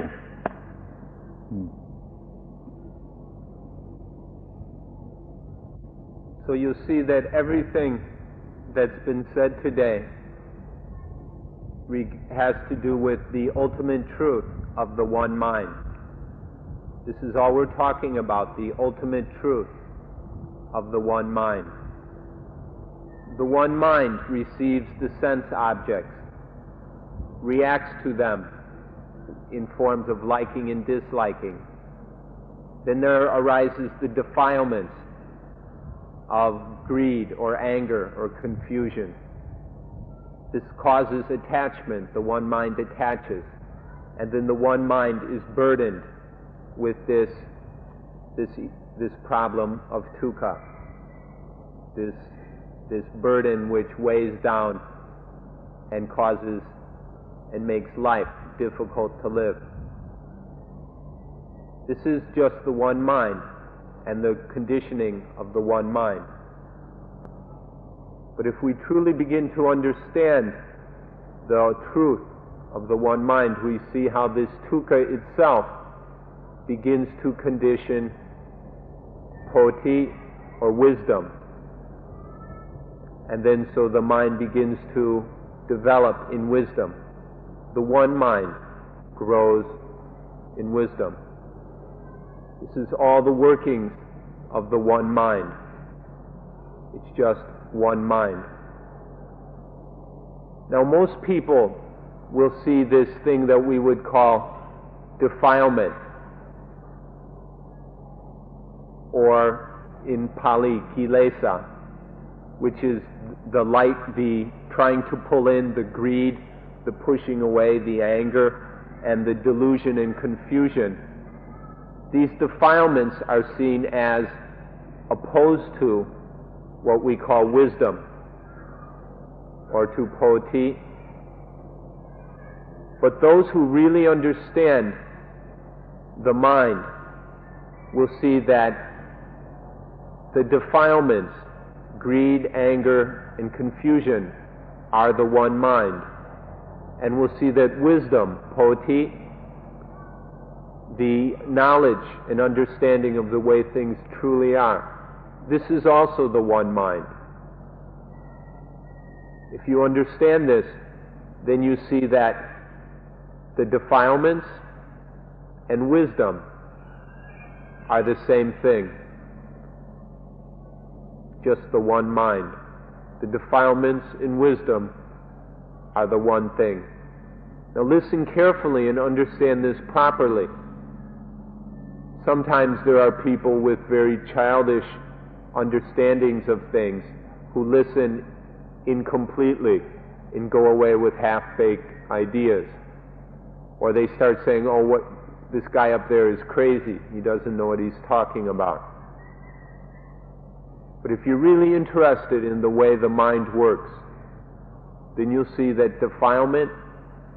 and enlightenment is the same thing. The way things are in this world, if somebody says this, they're criticized. As soon as somebody says such a deep truth as defilement and enlightenment are the same thing, then they're criticized from all around. There are all sorts of people ready to jump on this kind of statement. And so in the past, when we have said things like this, we are criticized. But we don't care about the criticisms. We're concerned with truth. And the truth is that there's just the one mind. Defilement and enlightenment are the same thing. The one mind. So this is why we've been talking about this ultimate truth of the one mind. ท่านทั้งหลายคงจะเข้าใจได้ด้วยตนเองว่า the one mind กับ the same mind มันคงไม่เหมือนกันแท้ มันมีอะไรแตกต่างกันอยู่บ้างที่จริงที่เราพูดนี่หมายถึง the same mind มากกว่า the one mind แต่ว่าถ้า the same mind มันก็คือ the one mind นั่นเอง กิเลสมันก็เป็นproduct เป็นผลิตผลของ the mind โพธิมันก็เป็นผลิตผลของ the same mind กิเลสก็เป็นตถาตาโพธิก็เป็นตถาตากิเลสก็เป็น conditioning โพธิก็เป็นconditioning เป็นสิ่งที่มีการปรุงแต่งเหมือนกันเป็น conditioning ด้วยกันทั้งนั้นนี่เราจึงกล้าพูดว่าเป็นสิ่งเดียวกันแต่ระวังให้ดี พูดอย่างนี้คนทั่วไปจะไม่เชื่อแล้วก็จะหาว่าพูดผิดนี่ก็เพื่อว่าไม่ attachment แม้ในกิเลสไม่ attachment แม้ในโพธิมันจึงจะ void mind non attached mind เราต้องการจะตรงไปยัง non attached mind เป็นสิ่งสำคัญเป็นจุดสำคัญเราไม่พูดว่า detach attach แต่เราจะไม่ใช้คำว่า detach มันผิด detach มันคือ attach ชนิดหนึ่งแต่เราจะใช้คำว่า non attached mind as a final goal.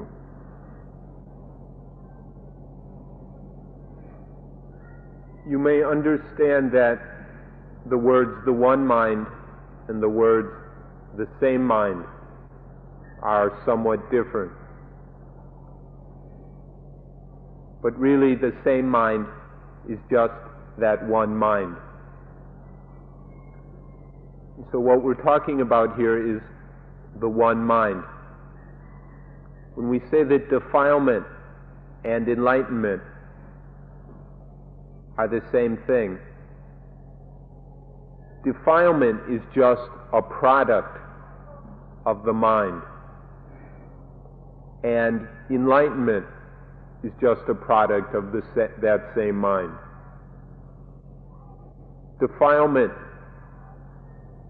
is nothing but a conditioning of the mind, and wisdom is just a conditioning of the mind. These are just things that arise out of the one mind. Both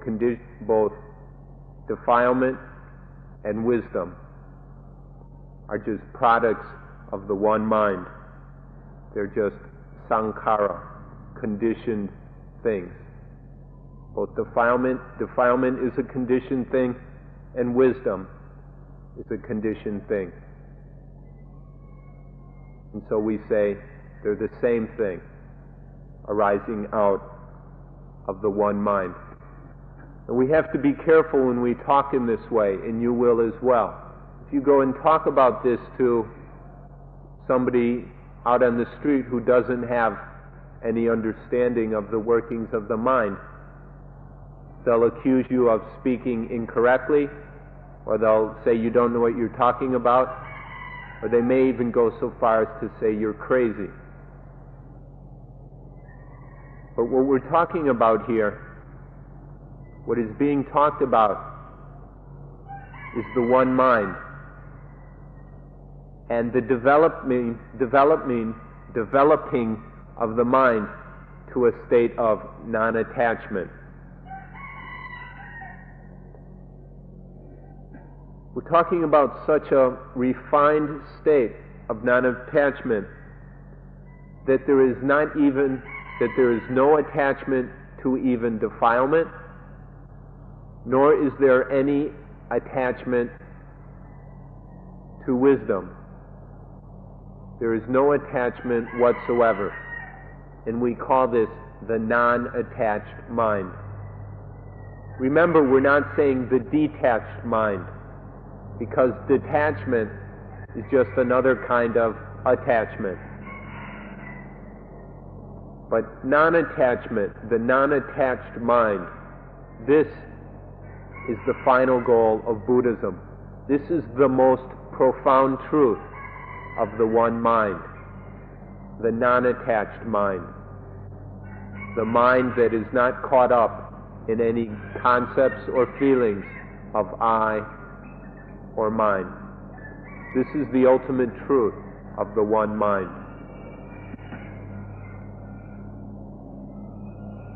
ทีนี้เราก็จะดูกันอย่างทีเดียวทั้งหมดนะBird Eye View Panoramic View ทีเดียวทั้งหมดเราก็จะมีคำพูดว่าจากว่างมาสู่วุ่นจากวุ่นก็ไปสู่ว่างจบเรื่องจบแล้วจากว่างมาสู่วุ่นคือไม่ว่างแล้วก็จากไม่ว่างไปสู่ว่างแล้วเรื่องมันก็จบเรื่องมีเท่านี้เลยหน้าหัว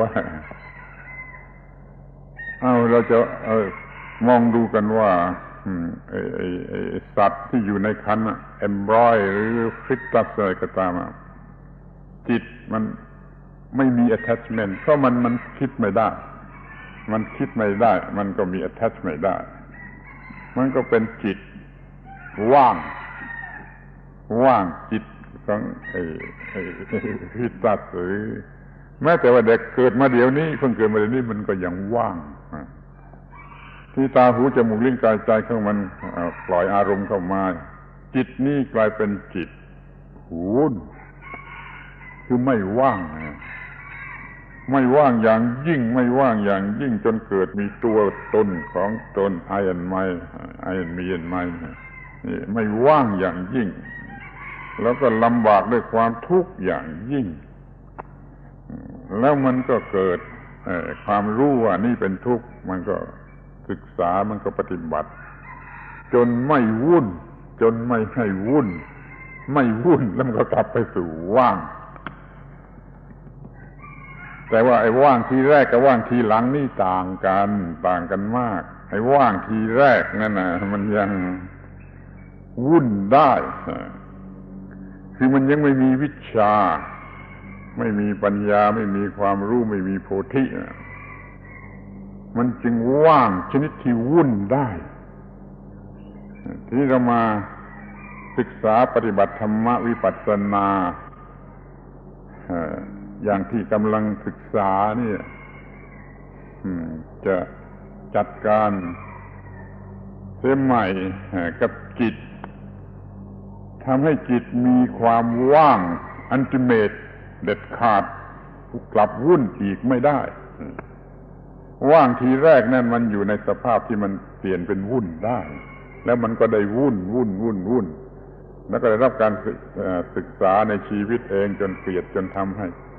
ว่างไอ้ว่างที่นี้มันเป็นว่างอย่างพระอรหันต์ไอ้ว่างทีแรกนะมันว่างอย่างของไอ้เอมบรอยหรือฟีตัสเด็กในครรภ์มันก็ว่างไอ้ว่างอย่างนั้นมันยังไม่แข็งแรงยังไม่ทนทานมันเปลี่ยนได้จิตนี่ถูกอบรมชนิดให้มันว่างเด็ดขาดไม่อาจจะวุ่นได้อีกต่อไป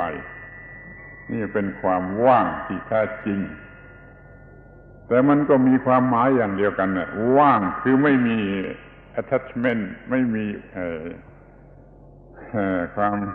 รู้สึกยึดมั่นถือมั่นว่าตัวตนว่าของตนว่างอย่างเด็กทารกในครรภ์นั้นว่างอย่างหนึ่งว่างอย่างจิตพระอรหันต์นั้นว่างอย่างหนึ่งจึงพูดได้สั้นๆว่าจากว่างมาสู่วุ่นจากวุ่นก็ไปสู่ว่างก็คือจากว่างสู่ว่างพวกเซนเขามักจะพูดซึ่งที่จริงก็ไม่ค่อยจะถูกต้องนักแต่มันก็ถูกต้องเหมือนกันเขาว่าเราจะค้นหาไอ้หน้าตาดั้งเดิม pristine face หน้าตาดั้งเดิมของเรา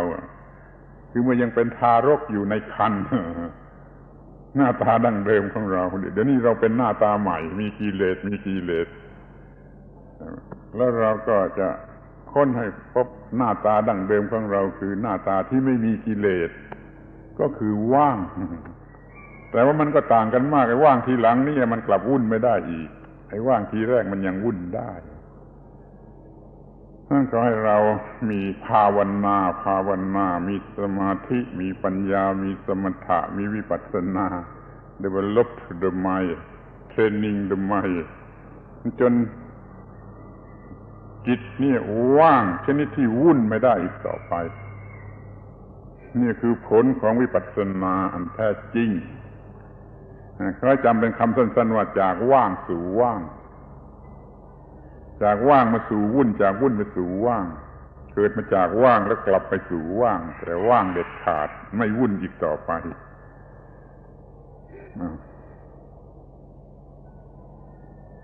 So this is simply a matter of the one mind. Defilement is the one mind. Wisdom is the one mind. Defilement is void, and wisdom is void, because the one mind is void.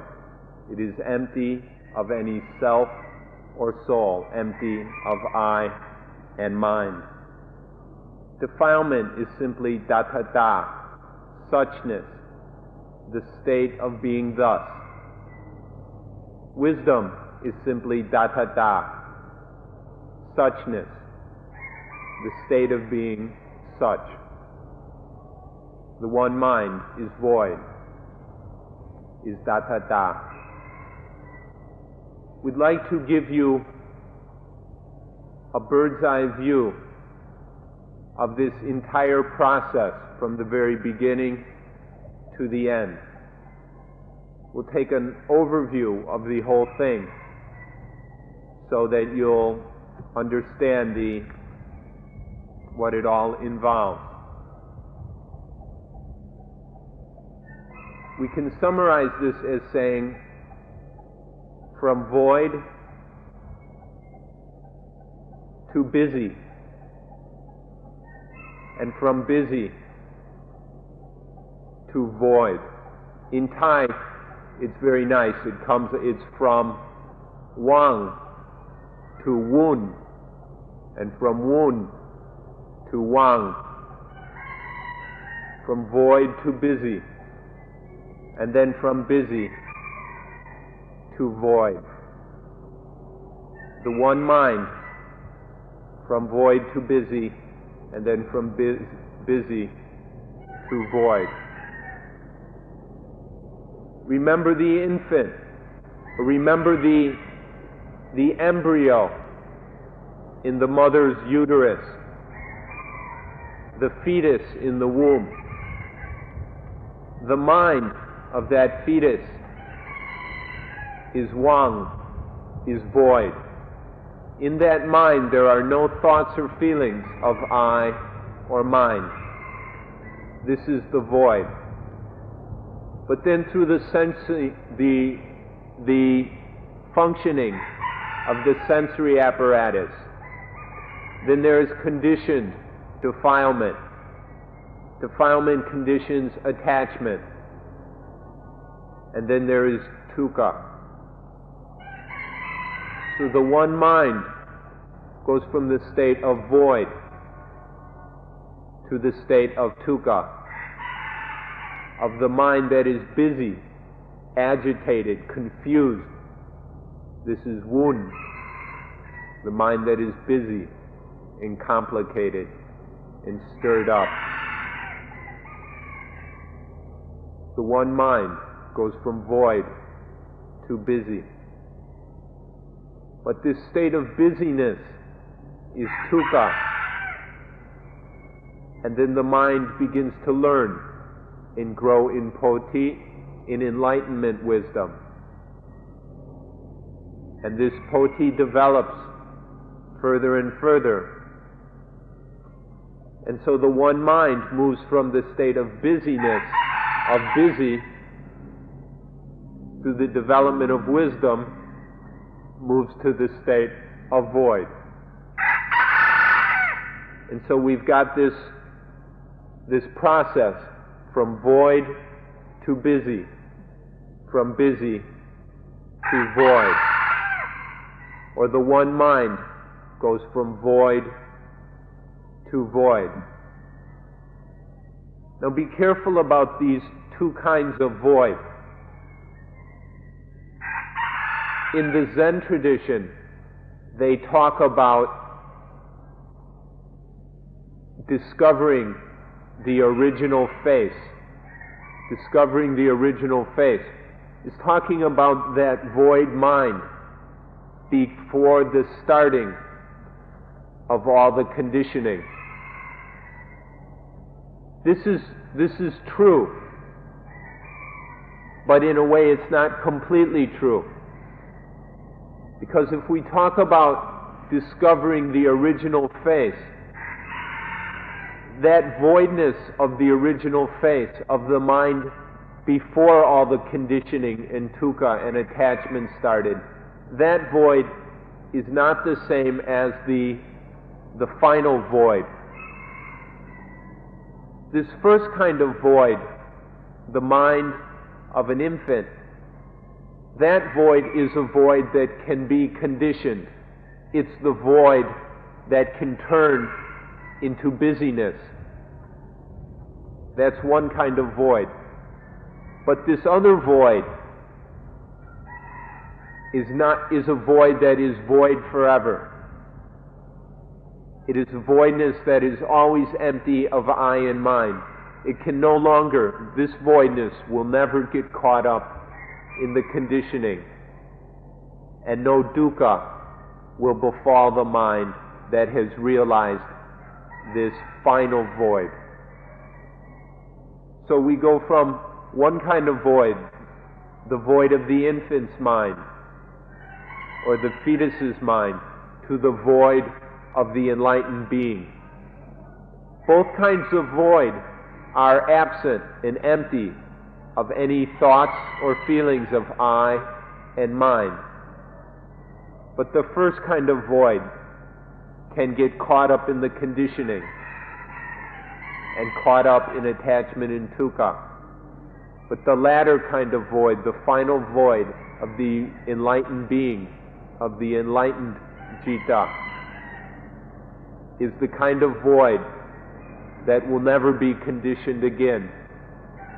that cannot attach or detach ever again, and is completely free of dukkha. The one mind goes from void to busy, from busy to void, or we can just say from void to void, from emptiness of I and mind to complete and permanent emptiness of I and mind. This is the ultimate truth of the one mind. ทีนี้ก็มีความจริง ที่ลึกลงไปกว่านั่นอีกฟังให้ดีๆที่ว่าทั้งว่างและไม่ว่างก็คือว่างนั่นเอง void หรือ busy busyness ก็คือ void แล้วมันจะ void หมดนี่ฟังให้ดีๆมันจะ confuse จิตตะเองก็ void of self not self จิต the mind ก็ void ทีนี้กิเลสของจิตก็ not self void of self โพธิก็ void of self not self ไม่มีอัตตาแล้วก็มา void นิพพานนะสูงสุดก็ void not self no self not self all the time not self no self then all thing void ทุกอย่างคือ void of self เนี่ย void อันสุดท้าย void สูงสุด void ที่มีความหมายลึก void of self แต่ถ้ายังเป็น void หรือ busy หรือ void อย่างนี้มันก็ยังเป็น relative truth ultimate truth มันก็คือ void ทั้งหมดมันไม่มีอัตตาไม่มี self มันไม่ควรจะเรียกว่า self ไม่ควรจะเรียกว่า soul ถ้าเห็นความจริงข้อนี้คือความเห็นจริงสูงสุดเห็นทัชเนตเป็นตถาคตตถาคตะแปลว่าถึงซึ่งเช็ดทัชเนตเป็นพระอรหันต์เป็นพระอรหันต์คือเห็น void เห็น suchness of all things นั่นคือเป็นพระอรหันต์คือเห็นทุกอย่าง void ดีชั่วบุญบาปสุขทุกข์ปรุงแต่งไม่ปรุงแต่งกิเลสโพธินิพพานอะไรออก void จนกระทั่งพูดว่าพุทธธรรมะสังฆะก็ void นี่ต้องเข้าใจดีๆถ้าไม่เข้าใจไม่ดีจะผิดและจะให้โทษมันเป็นความจริงที่ลึกมากเกินไปว่าทุกอย่างว่างจากตัวตนนับตั้งแต่พุทธธรรมะสังฆะลงมาถึงศีลสมาธิปัญญาวิปัสสนาผลของวิปัสสนามรรคผลนิพพานอะไรก็ล้วนแต่ไม่ใช่ตัวตนว่างจากตัวตนเป็นความจริงที่ลึกซึ้งมากเข้าใจผิดแล้วอันตรายที่สุดกลายเป็นความเข้าใจผิดและอันตรายก็ได้นั้นระวังให้ดีๆศึกษาเรื่อง void นี่ให้ดีๆให้ถูกต้องมัน void of self หรือ void of อะไรกันแน่ถ้าพูดอย่างลึกก็ void ทั้งหมดไม่มีอะไรไม่ void แต่ถ้าพูดอย่างธรรมดาชาวบ้านก็ void และไม่ void ที่กลับบอกว่า void ก็ void ไม่ void ก็ void นี่ขอให้เข้าใจให้เป็นหลักที่สับสนไม่ได้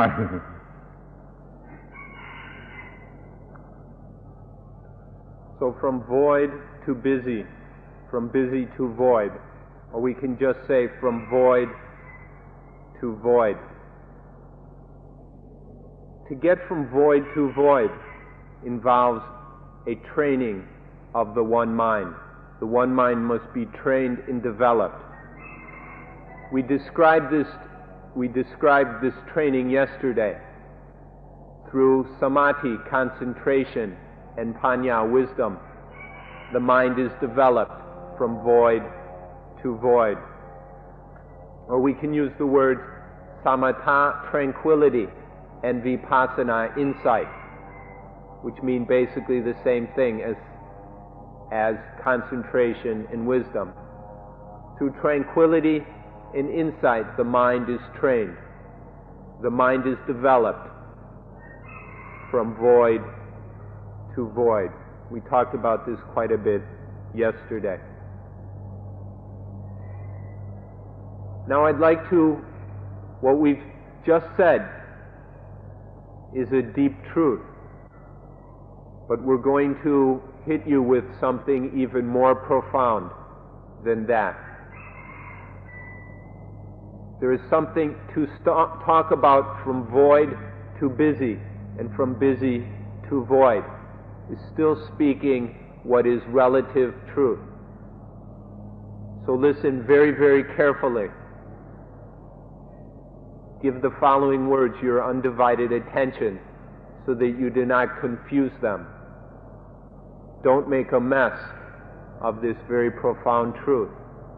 which we're going to tell you.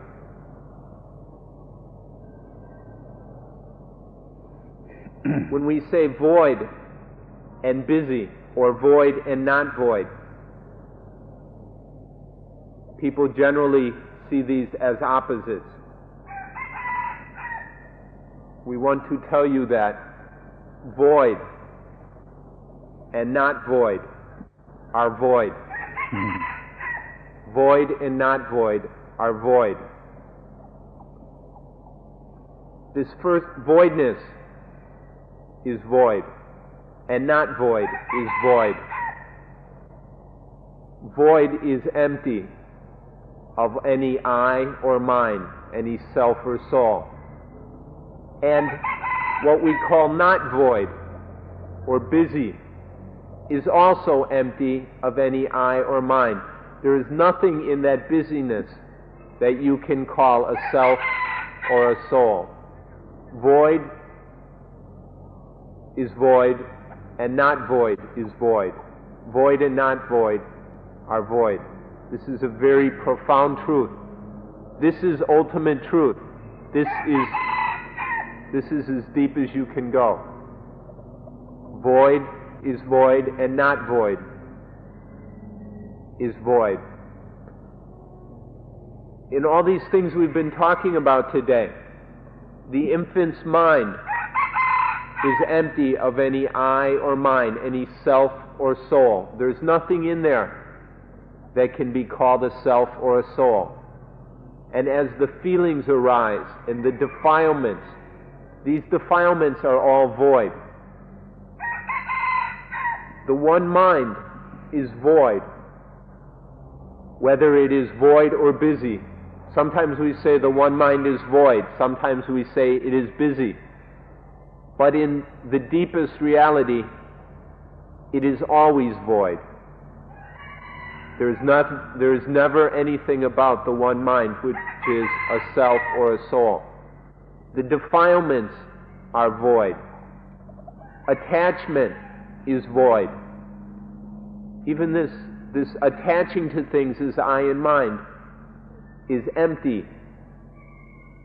of any self or soul, any atta or atman. Dukkha,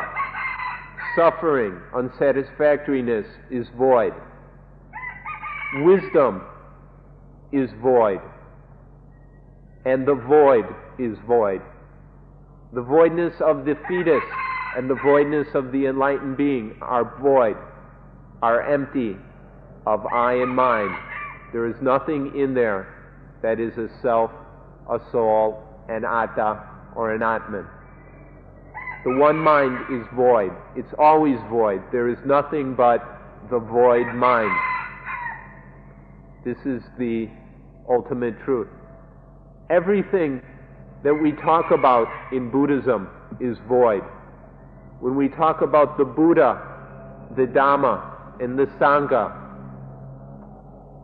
they're all void. The Buddha is void. The Dhamma is void. The Sangha is void. There's nothing about these triple gems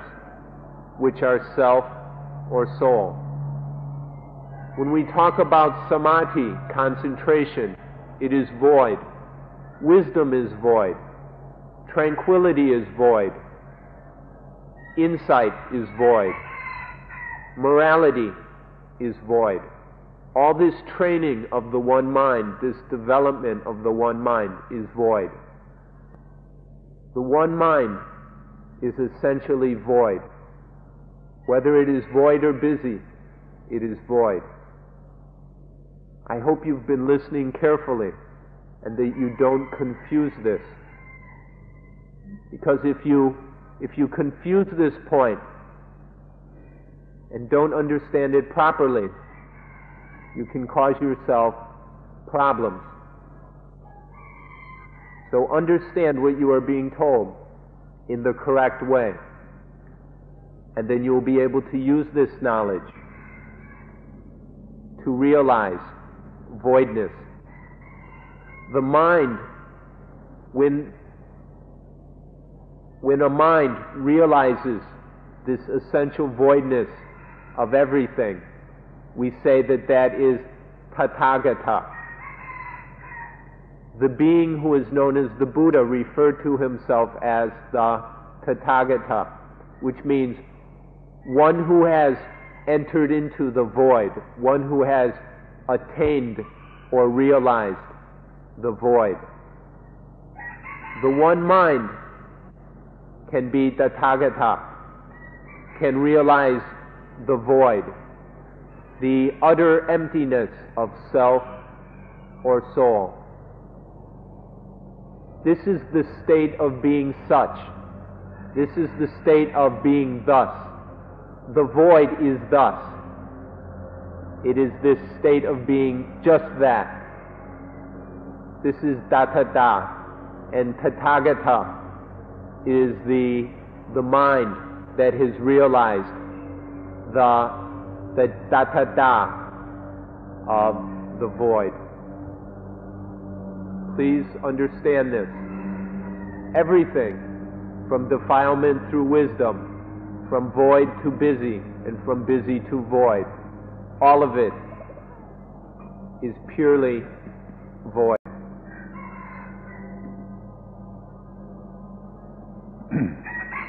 สรุปความว่าทุกสิ่งหรือทั้งหมดน่ะมันว่างคือว่างจากอัตตาไอ้สิ่งทุกสิ่งเราแบ่งได้เป็นว่าสังขารหรือวิสังขารคือสิ่งปรุงแต่งหรือสิ่งไม่ปรุงแต่งไม่มีการปรุงแต่ง conditioned thing or non conditioned thing เนี่ยทั้งสองเนี่ยก็คือ void จะเป็นฝ่าย material หรือ immaterial มันก็ void คือไม่มีอะไรที่ไม่ void จากอัตตาแม้ตัวธรรมะเองสัจจะเอง the truth เอง the law of truth หรืออะไรก็ตามมันก็ void เพื่อไม่ attach สิ่งใดว่าเป็น self void of self void of self ในทางฝ่ายวัตถุฝ่าย materialism ถ้าท่านลืมตาเห็นสิ่งเหล่านี้ทุกสิ่งในตัวท่านนอกตัวท่านmaterialism เหล่านี้มันก็ void ที่นั่นเป็นเรื่องฝ่ายจิตซึ่งไม่ใช่ material เป็น incorporeality นะมันก็ตรงกันข้ามกับ material มันก็ void ตัวจิตเองก็ void การกระทำของจิตผลของการกระทำของจิตมันก็ void เราจึงมี void ตั้งแต่ต้นตั้งแต่ฝุ่นเม็ดหนึ่ง particle of dust จนถึงนิพพานะก็ void นี่มันจึงเป็น religion of void teaching of void of self นี่ขอให้เข้าใจเป็นการล่วงหน้าว่าอย่างนี้ว่าเราเรียนรู้ความจริงเรื่อง void ถ้าจิตมันโง่มันก็ไม่ void ถ้าจิตมันฉลาดมันก็ void เพราะมันขึ้นอยู่กับสิ่งเดียวคือจิต the same mind จิตเดียวกันนั่นแหละ มันจะเห็นเป็นไม่ว้อยมันจะเห็นเป็นว้อยแล้วมันจะมีทุกข์มันจะไม่มีทุกข์มันก็เป็นthe same ใหม่จิตเดียวกันนั่นแหละเพราะฉะนั้นวันนี้เราพูดกันถึงเรื่องมีแต่จิตสิ่งเดียวเท่านั้นน่ะที่เป็นตัวเรื่องเป็นใจความของเรื่องหรือว่าเป็นในคำแวดล้อมประกอบของเรื่องศึกษาเรื่องจิตให้ถูกต้องเราไม่อาจจะเรียกว่า psychology พุทธศาสนาเพราะว่า psychology นี่มันมีความหมายไม่ดีซะแล้วมันเป็นการแสวงหาประโยชน์ทางวัตถุซะแล้ว psychology อย่างดีก็จะเรียกว่า spiritual psychology อย่างนี้ก็พอจะไปได้แต่เราก็หมายถึงจิตสิ่งเดียวที่เราต้องรู้ต้องเข้าใจเราคือใครก็คือจิตเองเนี่ยบ้าที่สุดเห็นไหมแต่ไม่บ้าที่สุดในการที่จะพูดว่าตัวเองพึ่งตัวเองจิตเดียวกันนั่นแหละก่อปัญหาขึ้นมาและจิตเดียวกันนั่นแหละจะต้องแก้ปัญหาให้ได้นี่ความหมายของพุทธศาสนาว่าตนเองพึ่งตนเองคือจิตเองมือพึ่งจิตเองเพราะว่าตนมันไม่มีเพราะมันเอาจิตเป็นตนจิตมันโง่เอาตัวเองเป็นตนนั้นเราจึงต้องพูดว่าจิตนั่นแหละช่วยจิตเองถ้าพูดอย่าง common word ชาวบ้านพูดกันว่าตนนั่นแหละช่วยตนเองพึ่งตนเองแล้วจิตนั่นแหละช่วยจิตเองจิตนั่นแหละทุกข์จิตนั่นแหละต้องการจะดับทุกข์จิตนั่นแหละดับทุกข์จิตนั่นแหละได้รับผลเสวยผลของการดับทุกข์สรุปความว่ามีแต่จิตเป็นสิ่งเดียวและจิตเดียวกันนั่นแหละเป็นทั้งหมดของเรื่องทั้งหลายทั้งปวงจำไม่ได้ So everything is void. Even the highest thing in Buddhism, which is Nibbana, is void. Everything is void. The things which are conditioned, the sankhara, and things which are not conditioned, which are visankhara. Whether things are conditioned or not conditioned, they are all void. Ignorance is void. Enlightenment is void. Everything is empty of self and soul. You cannot find anything that can legitimately be called a self or a soul. There is nothing which can be attached to. It is all just void. มากไปจำไม่ได้ก็ทุกอย่างว่อยที่ท่าน condition or non condition ว่อยครับ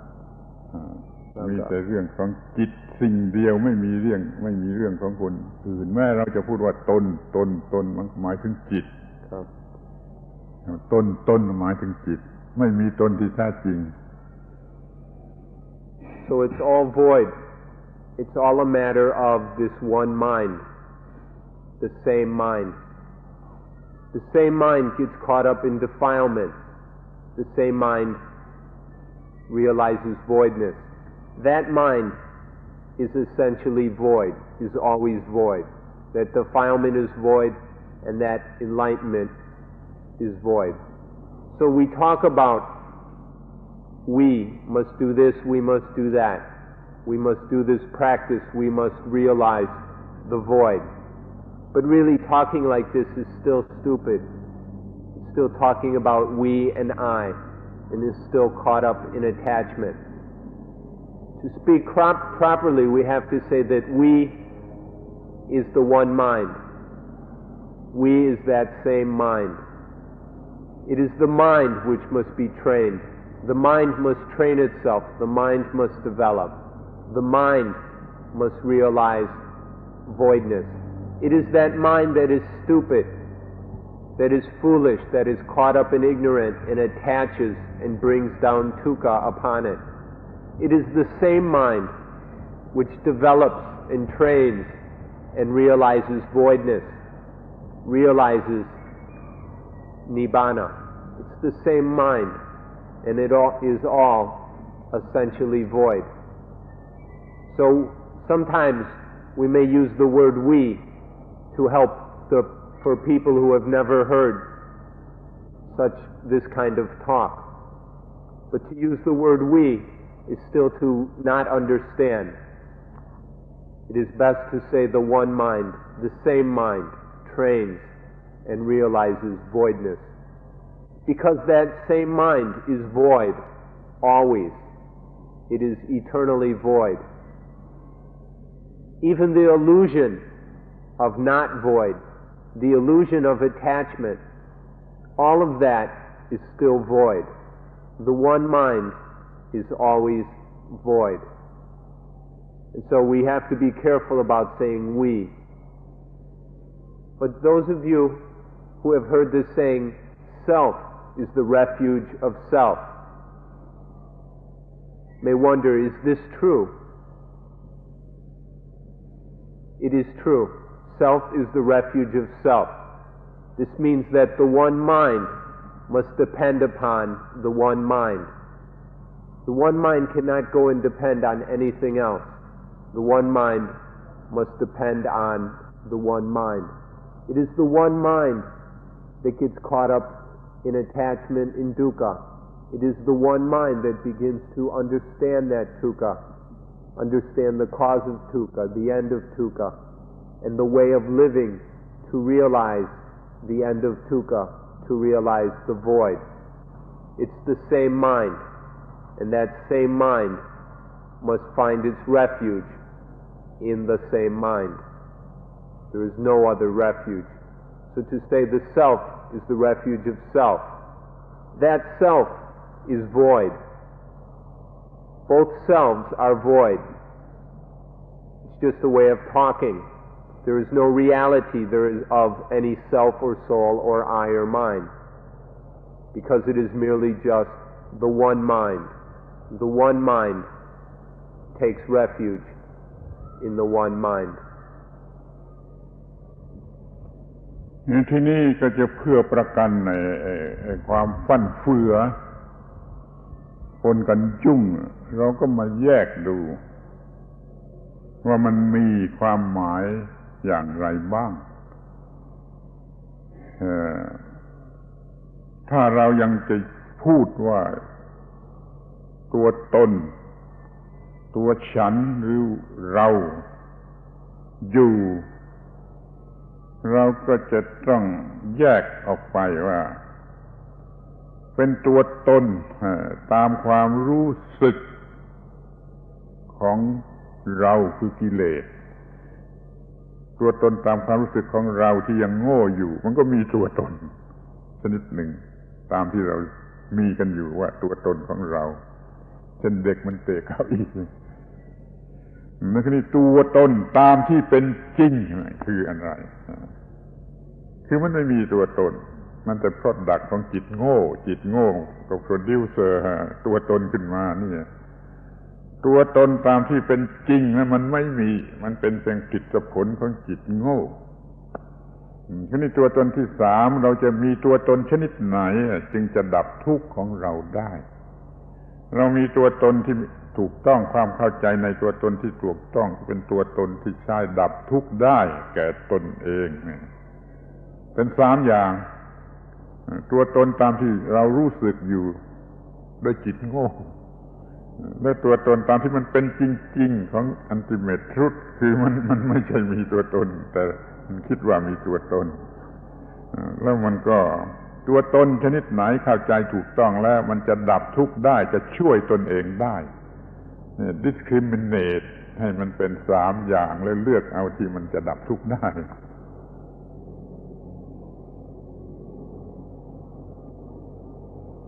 ตัวตนสามตนครับ So you've heard this word, the self, over and over again, and we keep saying that there is no self. We keep talking about anatta, but then you hear something like the self is the refuge of self. To help you understand what we're talking about, we'll point out three different kinds of self. When we use the word self, it can have three different meanings. So we'll go through these three meanings of self or of soul, so you can see exactly what we're talking about. The first kind of self is the ignorant feeling that arises in the mind. It is the ignorant illusion that there is some kind of permanent entity, some kind of eternal person or soul or atta or atman. This ignorant feeling in the mind is the first kind of self. The second kind of self is the real self, the genuine true self, which is that there is no self. The second kind of self is the realization that there is no reality to this word, the self. The word, the self, does not point to anything that actually exists. This is the second meaning, the real meaning of self. The third meaning of self is the kind of self that can be used to eliminate dukkha. When we talk about self is the refuge of self,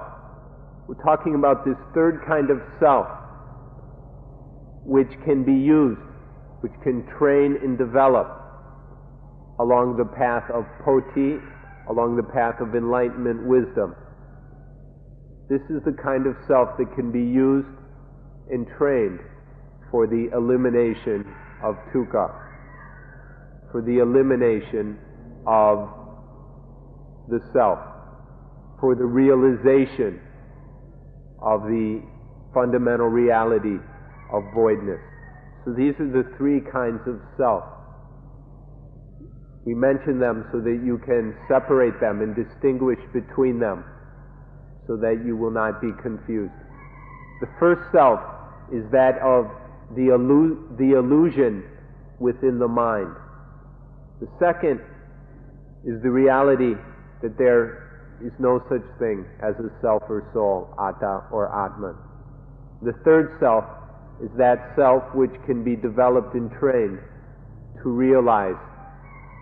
the ultimate state of voidness, the end of dukkha. ความรู้ทั้งหมดนี้เราอาจจะเรียกว่า psychology ก็ได้เหมือนกันเพราะว่าเป็นการรู้จักใช้จิตให้เป็นประโยชน์วิชาความรู้ที่จะใช้จิตให้เป็นประโยชน์ทำจิตให้เป็นประโยชน์แล้วก็เรียกว่า psychology ได้แต่ว่าคำว่า psychology นี่มันมีความหมายผิดซะแล้วมันเป็นการหาประโยชน์ทางวัตถุนั้นขอให้เราเติมคำว่า Buddhist psychology หรือว่า spiritual psychology เนี่ยจะปลอดภัย ขอให้ใช้คำว่า Buddhist psychology สำหรับเรื่องจิตอย่างที่เรากล่าวกันมาทั้งหมดนี้ Everything that we've talked about is about the mind. And so in a way we could call it psychology, the study of the mind. It would not be really wrong to call this psychology, but what has happened these days is what is commonly called psychology has been completely possessed by materialism. What is called psychology is always being used for material interests. It's being used in advertising, helping corporations make money, and to win friends and influence people, and for reasons of sex and other materialistic endeavors. This is the state of what is normally called psychology. So we really don't want to call this psychology. So we'll add a word and call it Buddhist psychology or spiritual psychology to differentiate between the kind of psychology which is caught up in materialism and greed. So this is Buddhist psychology, the workings and understanding of the truth of the one mind. พระพุทธเจ้าตรัสว่า ถ้าใครรู้ว่าจิตทีแรกว้อยแล้วก็ไม่ว้อยเพราะกิเลสแล้วก็ทำให้ว้อยได้เพราะขจัดกิเลสออกไปถ้าใครมีความรู้อย่างนี้คนนั้นสามารถที่จะปฏิบัติจิตตภาวนาสามารถจะ develop the mind ถ้าเขาไม่รู้อย่างนี้คนนั้นไม่สามารถ impossible ที่เขาจะเป็นบุคคล develop the mind ต้องรู้ความจริงเรื่องนี้เราจึงจะเป็นผู้สามารถ develop the mind ที่เรากำลังจะทำอยู่ทำสมาธิทำวิปัสสนาขอให้รู้ความจริงเรื่องนี้เราจึงจะเป็นผู้สามารถปฏิบัติจิตตภาวนา The Buddha said that if someone understands the truth that the mind is void and then it is conditioned by defilement and then becomes void again. The Buddha said if someone understands this transformation from void to defilement to void, if this is understood, then it is possible for that person, that mind, to practice mental development, or what is commonly called meditation, or some people use the word vipassana meditation. But if one does not understand this truth of how the mind works, if one does not understand that it is the one mind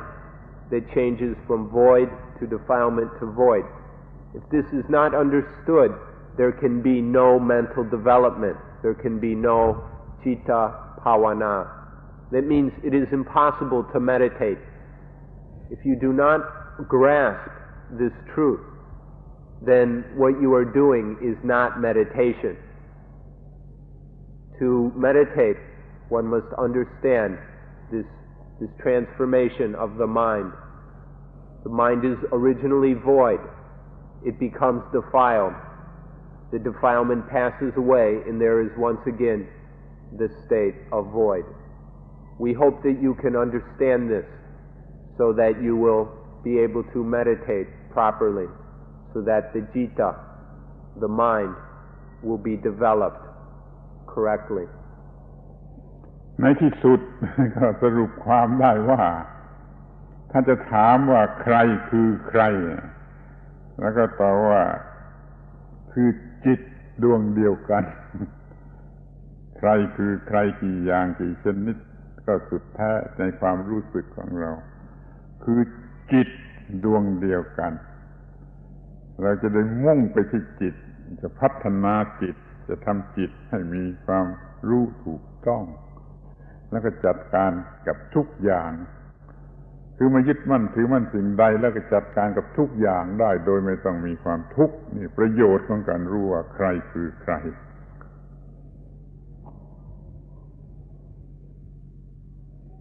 So we can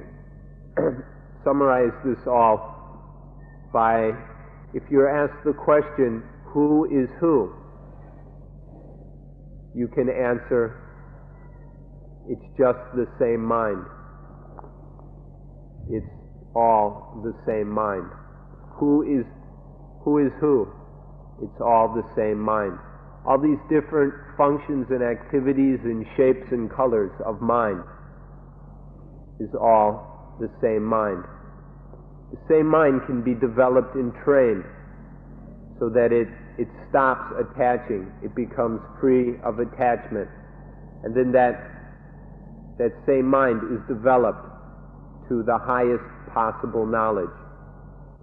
This is what this is about, developing and training the mind for the realization of the highest knowledge. The knowledge that brings about the elimination of dukkha. So if you're asked who is who, the answer is it's all the same mind. The same mind that can realize the highest truth.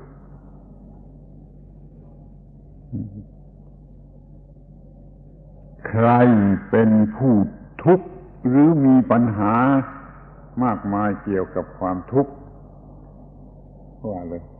ใครเป็นผู้ทุกข์หรือมีปัญหามากมายเกี่ยวกับความทุกข์ Who experiences dukkha or who has all these problems